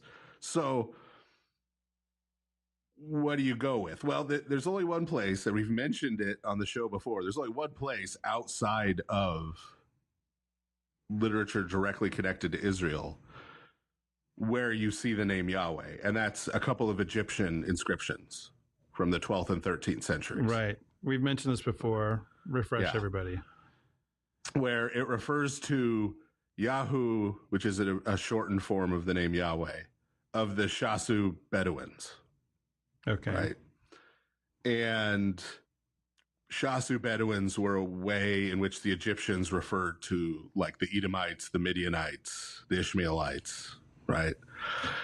These sort of southern desert Abrahamic nomadic groups. Okay. So they refer to Yahweh as being the God of these people, right? And we've talked about this before on the show in connection to what are sometimes called the Yahweh from the South traditions in the Old Testament that talk about Mount Seir, which was the center of Edomite territory, as being the mountain of God, mountain of Yahweh having sort of come from there north to aid the Israelites in conquering Israel, conquering the Canaanites. That language is there, right? Of course, Moses goes and encounters Jethro, right? The Midianite priest, who becomes his father-in-law, right? So those groups were still worshiping Yahweh, right? They had received it from Abraham, right? From their ancestors while Israel was in Egypt, right? So they point at that. You say, well, how does that help them? Well, it doesn't really, but here's what they try to do. They try to use the Edomite dialect of Old Canaanite and suggest an alternative etymology for the name Yahweh and say, oh, well, see, Yahweh in that dialect, this could be the third masculine singular verb, he blows. It's like, yes, he blows. And based on that. And so that means, see, he's a storm god. That's not a lot to go on. I mean, we looked at these various storm gods, and there's way more going on there. That has to do with you were being kind of mean to old Snorri about his etymologies, right? But right, I mean, he's doing just as well as modern Old Testament scholars, really, when you think about it. Maybe even better in a couple of cases. Hector, right, right. That's it. That's what they've got. Wow. That's the quote unquote evidence for this. Man. And that's all the evidence for this, right?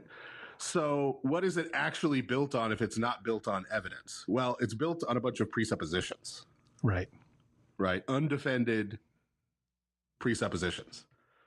And basically those amount to an evolutionary view of ancient religion.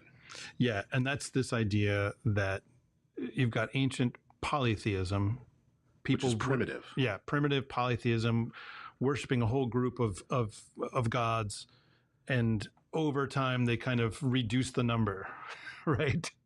Right. Well, first you get henotheism. Yeah. First, one of them is kind of the boss of the other ones. Right. And then theoretically, you just keep exalting that one higher and higher and demoting the other ones. And then eventually you become a quote unquote monotheist and you just forget about all the other ones. Which again, and the boss one is the only one left. Again, posits human beings that go from a God they can manipulate who needs something from them to God they cannot manipulate, needs nothing from them, and to whom they owe total obedience. Right. It's just not a human thing to do. We don't come up with that. So the presupposition is that this is just how things work. Right. So this evolution is how things work. Presupposition 1. Presupposition 2, polytheism is more primitive than quote unquote monotheism. Right. Which is also a presupposition. Right. Because you could equally argue, as anthropologists, et cetera, have, that there's actually a primitive monotheism that got complexified into polytheism, right? That it went the exact opposite way, right? Also with evolutionary presuppositions, right? They agree with the first presupposition. They disagree with the second one, right? So you don't even have to disagree with all of these. I disagree with all of these, but even scholars are not united in agreeing to all of these. So and polytheism is more primitive than monotheism. And monotheism is a thing, modern monotheism, the belief that only one God exists, only one divine being exists, is a viewpoint that was held by anyone in the ancient world, even in late antiquity. Right?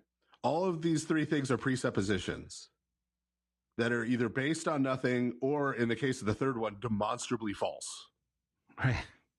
Right? So that's what this is based on. This isn't, so anyone who comes to you and says this, like I said, even people who are educated, people with PhDs, their defense of this is, it is the scholarly consensus. But the emperor has no clothes, people. Yes, there is no argument for it, right? And so what's the alternative? Well, we can see the alternative, right, by, actually reading all the sources we have, right? Yeah. Which point to, for example, the fact that Yahweh, as we've said before on the show, is actually a hifil third masculine singular of the verb to be. Yes, so the one who causes things to be. Who causes to be, right? Yeah. He who causes things to be. The creator. Right? Basically the creator. Yeah, you don't have to look very far in the Hebrew Bible to see that the preeminent attribute that is ascribed to Yahweh, the God of Israel, is creator. Right. Not fertility. Right. Okay. So that it is the creator, right? He who causes things to be. And over again, we get this phrase starting in the Torah, starting with the Exodus and the creation of Israel, where when God describes one of his mighty actions, this goes all the way through to Ezekiel in the exile, right? In the valley of the dry bones. Then they will know that I am Yahweh. Right? And this gets obscured in the English. Yeah. Because they don't we've talked before on the show about why we go ahead and say Yahweh when we're translating these passages. Because if you say, then they will know that I am the Lord, that means something different. Right.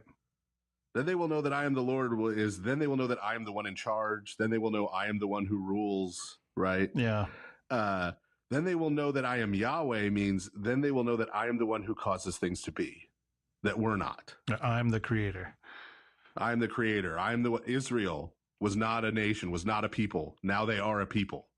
And so they know that he's Yahweh. Or with the dry bones, when I call your dead out of their graves, then you will know that I am Yahweh. I am the one who causes things to be. Right? Who causes things to live. Not, then they will know that I am he who blows. Right.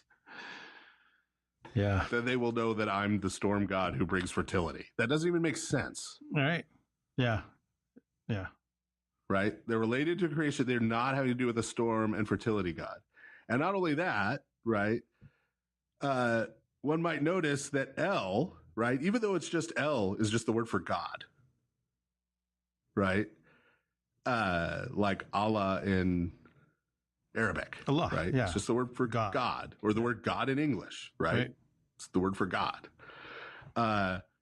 It's very rarely used to refer to Yahweh in the Hebrew Bible.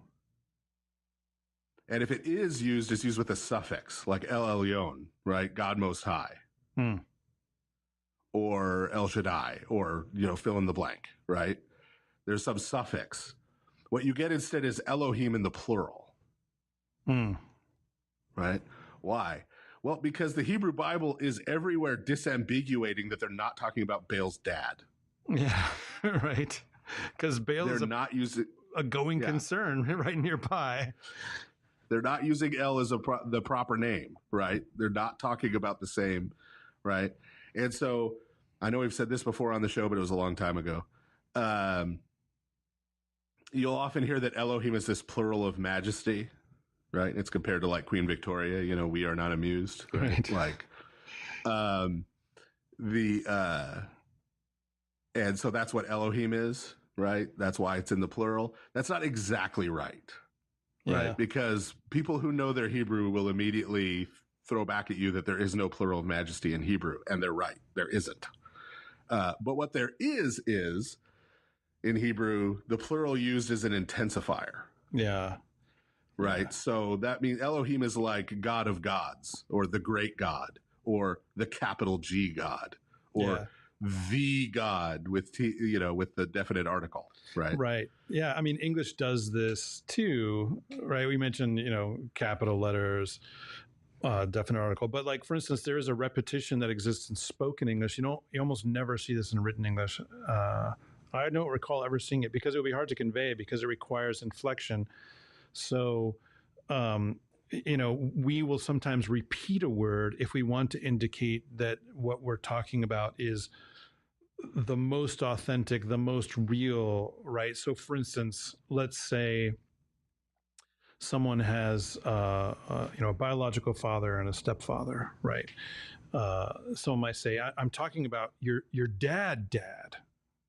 And by repeating the word and by inflecting it that way, they mean that your biological father, that's what they mean. Or it's not just like a YouTube video. It's like a movie. Yeah, right. A movie. Yeah, right, exactly. Like a movie, like in theaters. Right? Yeah, right, exactly. Right, yeah. Yeah. So it's that kind of idea. Yeah. And behemoth is the same kind of word. Behemoth, the beast of beasts, Right. The super beast. Yeah. The one that you wanted. Yeah. And so that's what's going on with the name, right? And with Elohim that's used to refer, right, to the same God, right? And that's really clear in the Hebrew, right? Like, this isn't something that this isn't like, oh, well, only a Christian would say, like, you don't have to be a Christian. You don't have to be Jewish. You don't have to believe that any of this is real and true. That's like, linguistic data. Yeah, it's just from Hebrew. Right. It's just language. You can agree or disagree with what the Hebrew Bible is saying, but that's what it's saying, right? We should all be able to agree on that, right? Whether we may disagree on whether it's true, but we can at least agree on what it is saying, right? New Testament scholars do this all the time. I don't know why Old Testament scholars can't do this, but New Testament scholars, we agree all the time, hey, this is what St. Paul is saying. And people who think he's making it all up and people who believe every word of it agree this is what he is saying. It's not that hard. So then what do we do with, there are all these times, right? Some of which we've already mentioned tonight, where language about Baal in particular, so storm god language from the ancient Near East about Baal or Haddad or whomever, gets sort of attached to Yahweh. Right? So, for example, one of Baal's titles, as we already mentioned, is the Cloud Rider, right? You see the Son of Man on the clouds in Daniel 7. We already talked about Daniel 7, how this is like an inversion or flipping of the enthronement of Baal story. Yeah. But Psalm 104 or 103 in the Greek, verses 3 and 4, this is the Vespers Psalm in the Orthodox Church, right? That talks about God walking upon the wings of the wind, right? That's Baal language. Isaiah 19, verse 1, this happens again, right?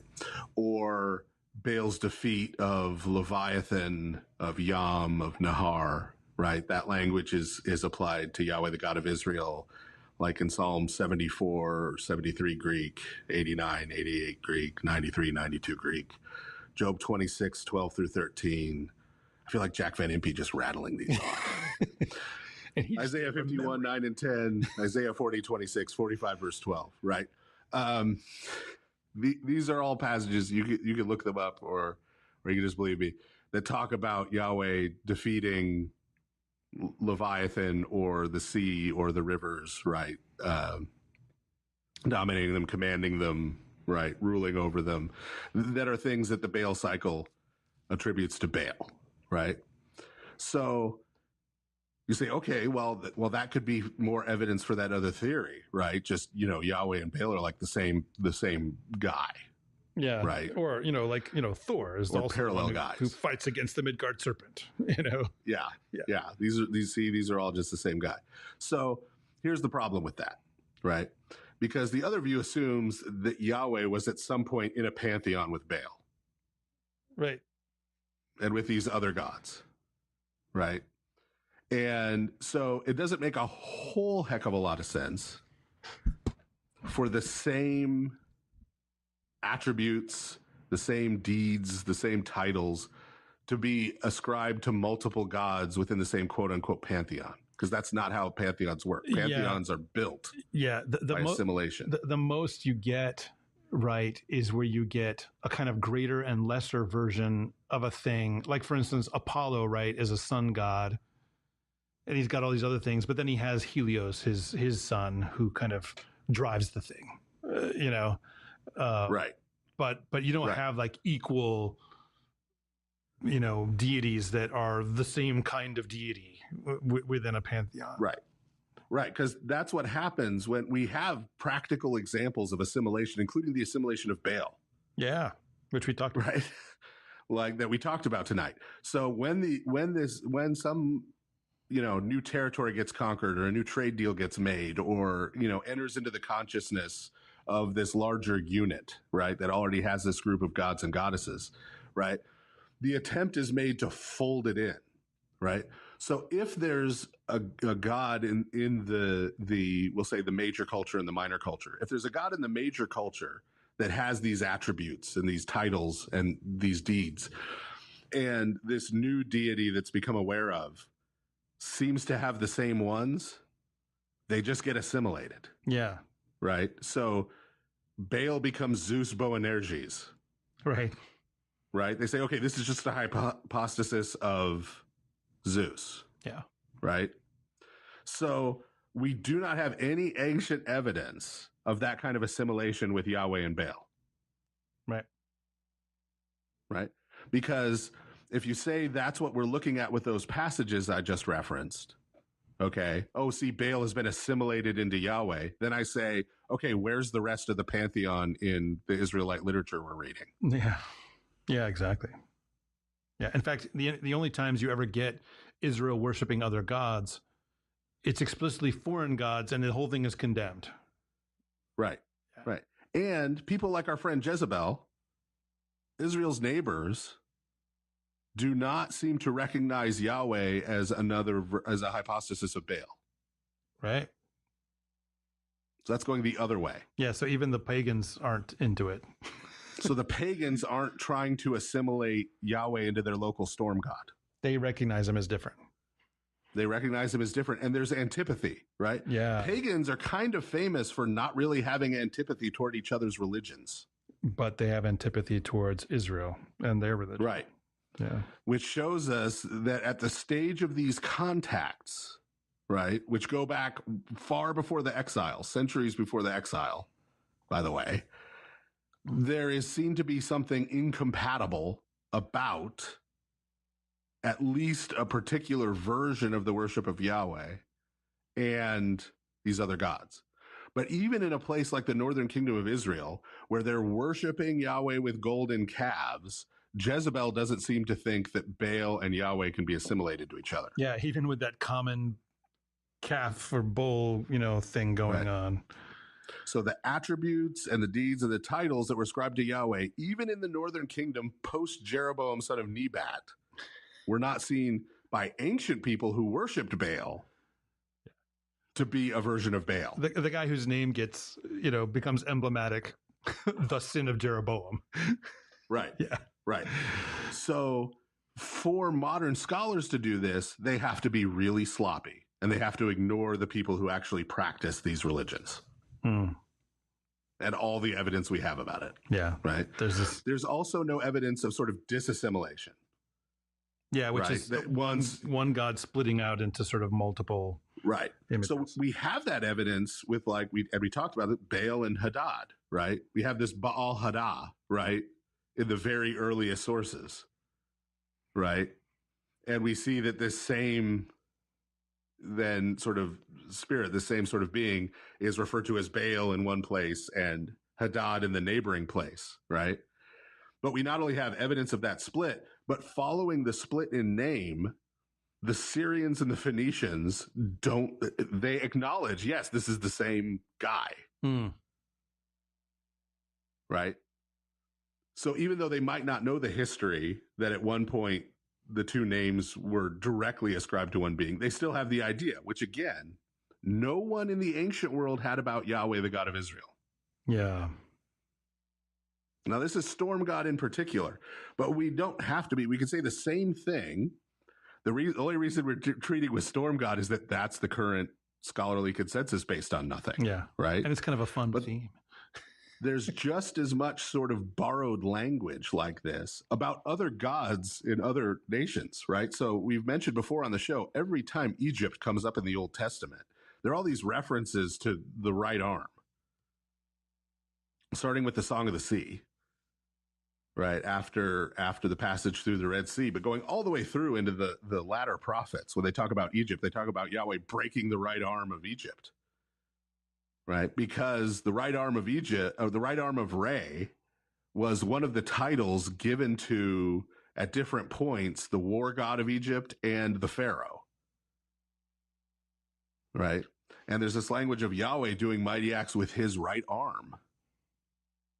Right, now, current scholarly consensus is that, look, Yahweh evolved from the Egyptian war god. Right. Right. Because to do that, they'd have to argue the Exodus was true or something. So they're not inclined in that way. But that's just to show you this language, this phenomenon in the Old Testament of taking the language used about the gods of the other nations and applying it to Yahweh as a way of saying that Yahweh is the true Most High God. He's the one who brings the rains. He's the one who controls the thunderbolt. He's the one who gives victory in war, et cetera, et cetera, et cetera. And by the way, he's the creator God. Right, who created everything and caused things to be that before were not, right? That practice is all through the Old Testament. And Israel's neighbors understood what Israel was doing when they did it. That's why there was this antipathy. Yeah, because it was a threat. They understood that Israel was taking shots at Baal. They understood that the prophet Elijah was mocking Baal. Yes. They understood that Israel was saying, your religion is bogus and ours is the truth. Yeah. Right. Their neighbors fully understood that. Right. And it probably pissed them off because they're like, hello, our other neighboring religions don't do that to us.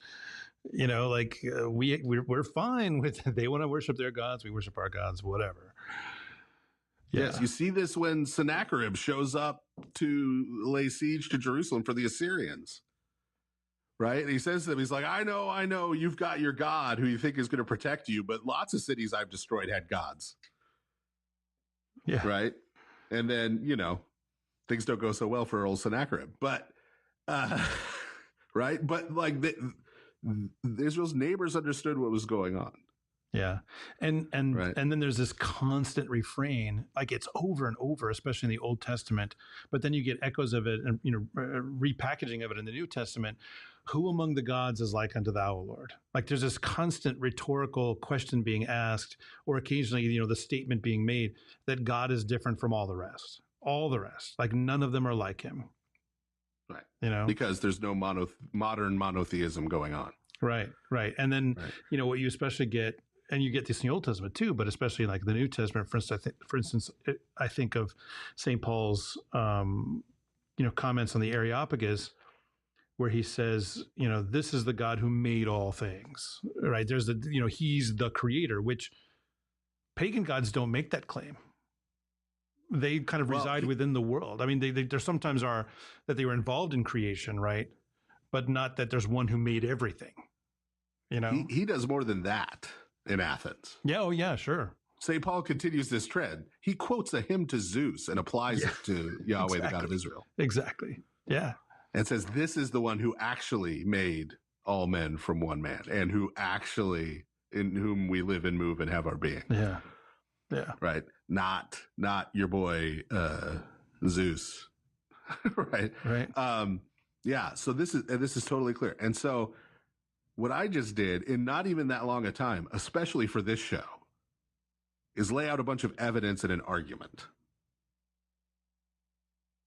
which the other side on this, that Yahweh was a storm god, fundamentally doesn't have. They just have, well, this is the scholarly consensus. Yep. So, all right. Well, to wrap up this thunderous episode of the Lord of Spirits podcast, I just wanted to, make a few observations to sort of summarize. And I think the first thing that we should point out is that, like you see this in kind of internet religion memology, this idea that, look at these pagan gods that have these aspects or these stories or whatever, and then look at the God of Christianity. Look here, there's some similarities. That therefore must mean that the God of Christianity is derived from, right? As we were saying, in this case, that he was a storm god. Because look, they're the same image or the same title or the same story, right? Often leaving aside whatever the actual discontinuities are, which, as we like to point out on this podcast, are super important as much as the continuities. To note that things are the same or similar is a correlation. Okay, that doesn't mean that there is a causative relationship between those things, or that they're the same thing. Just because there's a correlation does not mean there's a causation. This is a basic logical fallacy, making them the same thing. They're not. Correlation does not equal causation, right? And often, as we mentioned, a lot of what's going on in the scripture and in subsequent Christian history it's a correction of pagan stories. It's a polemic against them. The true rider of the clouds is the Son of Man, who is Christ, right? The true, commander of the weather who controls the thunderbolt is God, is Yahweh, not Baal, not Zeus, not Thor, right? That's what's going on too. And then there's also, and we saw this especially with the Norse material, but as Father Stephen just pointed out with St. Paul and the Areopagus, there is an assimilation of the pagan stories as pagan stories.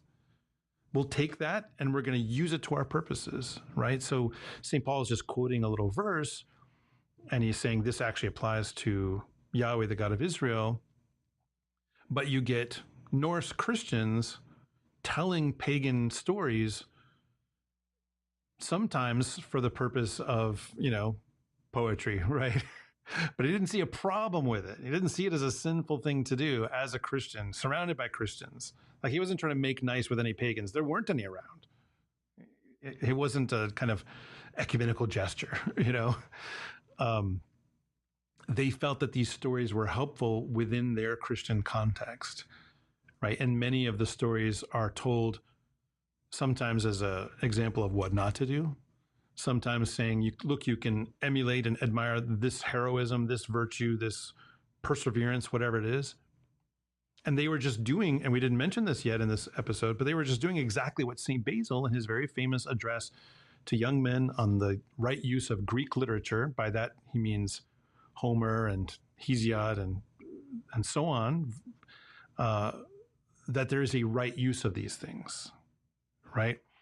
If there's any virtue, if there's any praise, think on these things, right? And critique the things that are not virtuous and praiseworthy. That's what's going on as well. So Christianity has always made use of these stories. That's how it's always been, whether it's to completely co-opt pieces of them or to tell the story and offer commentary on it. These are things that Christians have always done. We do not have to be scared of that at all, right?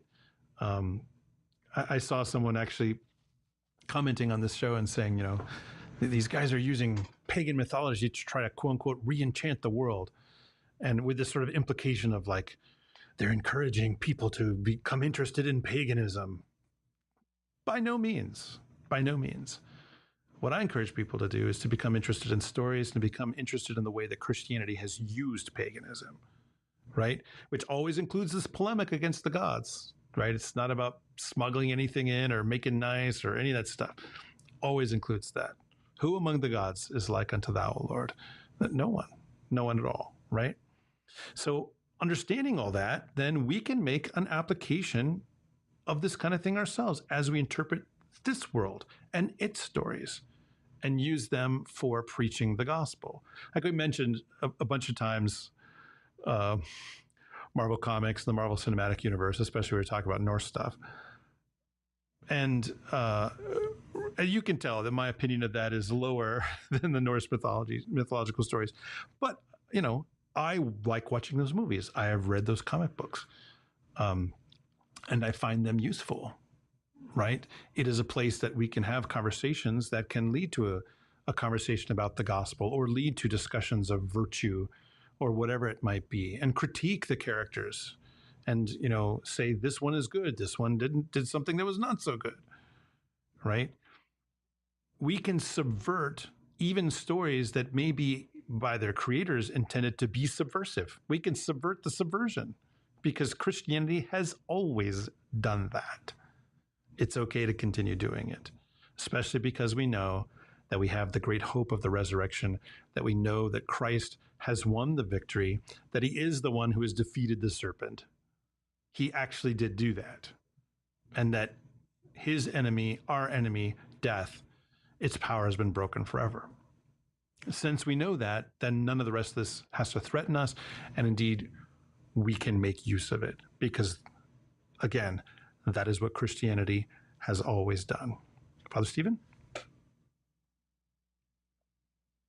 So, yeah, they're at the end in the unprecedented fourth half of this evening's show. I took some shots at a scholarly consensus. Right? And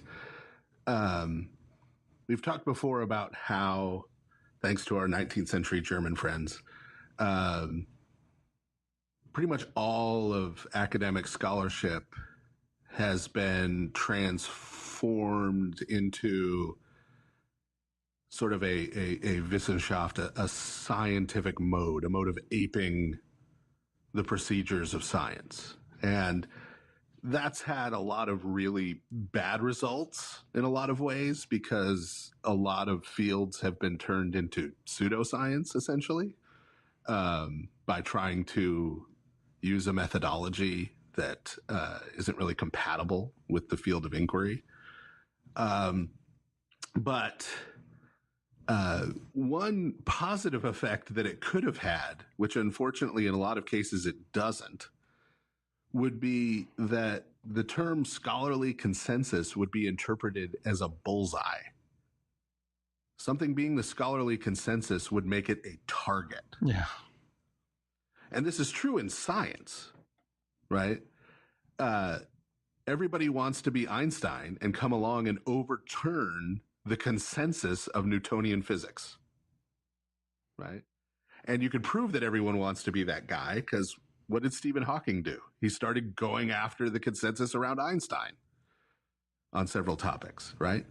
That's how it works in science, right? But most of the time, when you get into any liberal arts or quote unquote social science field, all of a sudden, right, we de-science, and whatever the scholarly consensus is just true now. It's not something we attack. It's not something we try to disassemble and take apart. It's not now the thrust of, okay, we need to find out why we're wrong.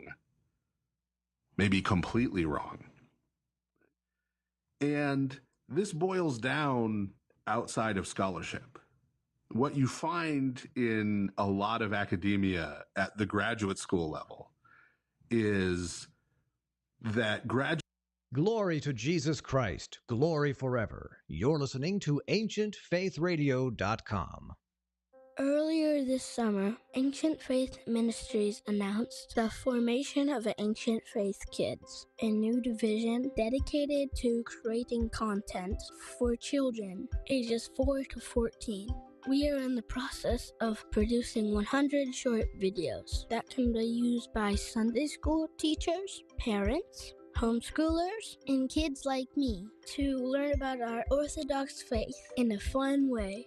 These videos and other specially created content will be available free to children and families on the Ancient Faith Kids platform. While these videos are under production, we are also raising funds to support their purchase by asking you to host a walkathon in your local parish or community.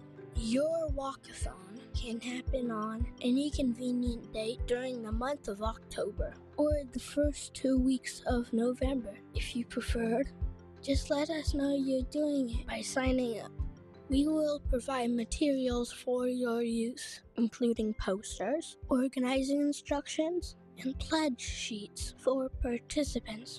Learn more by emailing our development director at jmanitos@ancientfaith.com. That's JMINETOS @ancientfaith.com. Come walk with us this fall and support Ancient Faith Kids in the process. Welcome to Tending the Garden of Our Hearts. I'm Elisa Bielatich Davis. And I'm Christina Wenger. If you've been listening to this podcast for a while, you already know that we love to learn from the lives of the saints. We've shared the lives of so many saints in previous episodes, and we're so grateful for their example of how to follow God. We like to study their lives and look for ways to grow to be more like them.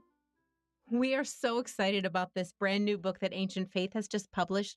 It's called 101 Orthodox Saints, and it's written by Sarah Wright and Alexandra Schmaltzbach. And it is a beautiful hardcover book that tells the story of each of 101 different saints. And every saint's page has fun facts and related pictures and beautiful illustrations by Nicholas Millara. Ancient Faith has very kindly granted us permission to share a few of the saint stories with you. And if you've been listening for the last 3 weeks, we've gone through a few of them. And this week we have our final saint, Saint Genevieve of Paris. So we'll be reading from the book and then sharing some of our own insights and impressions. And we'll ask some questions that you can discuss with your family. There's a part at the very beginning of the book, the introduction, that has a lot of information about saints and about why there are saints and how we treat the saints or how we ask them to pray for us.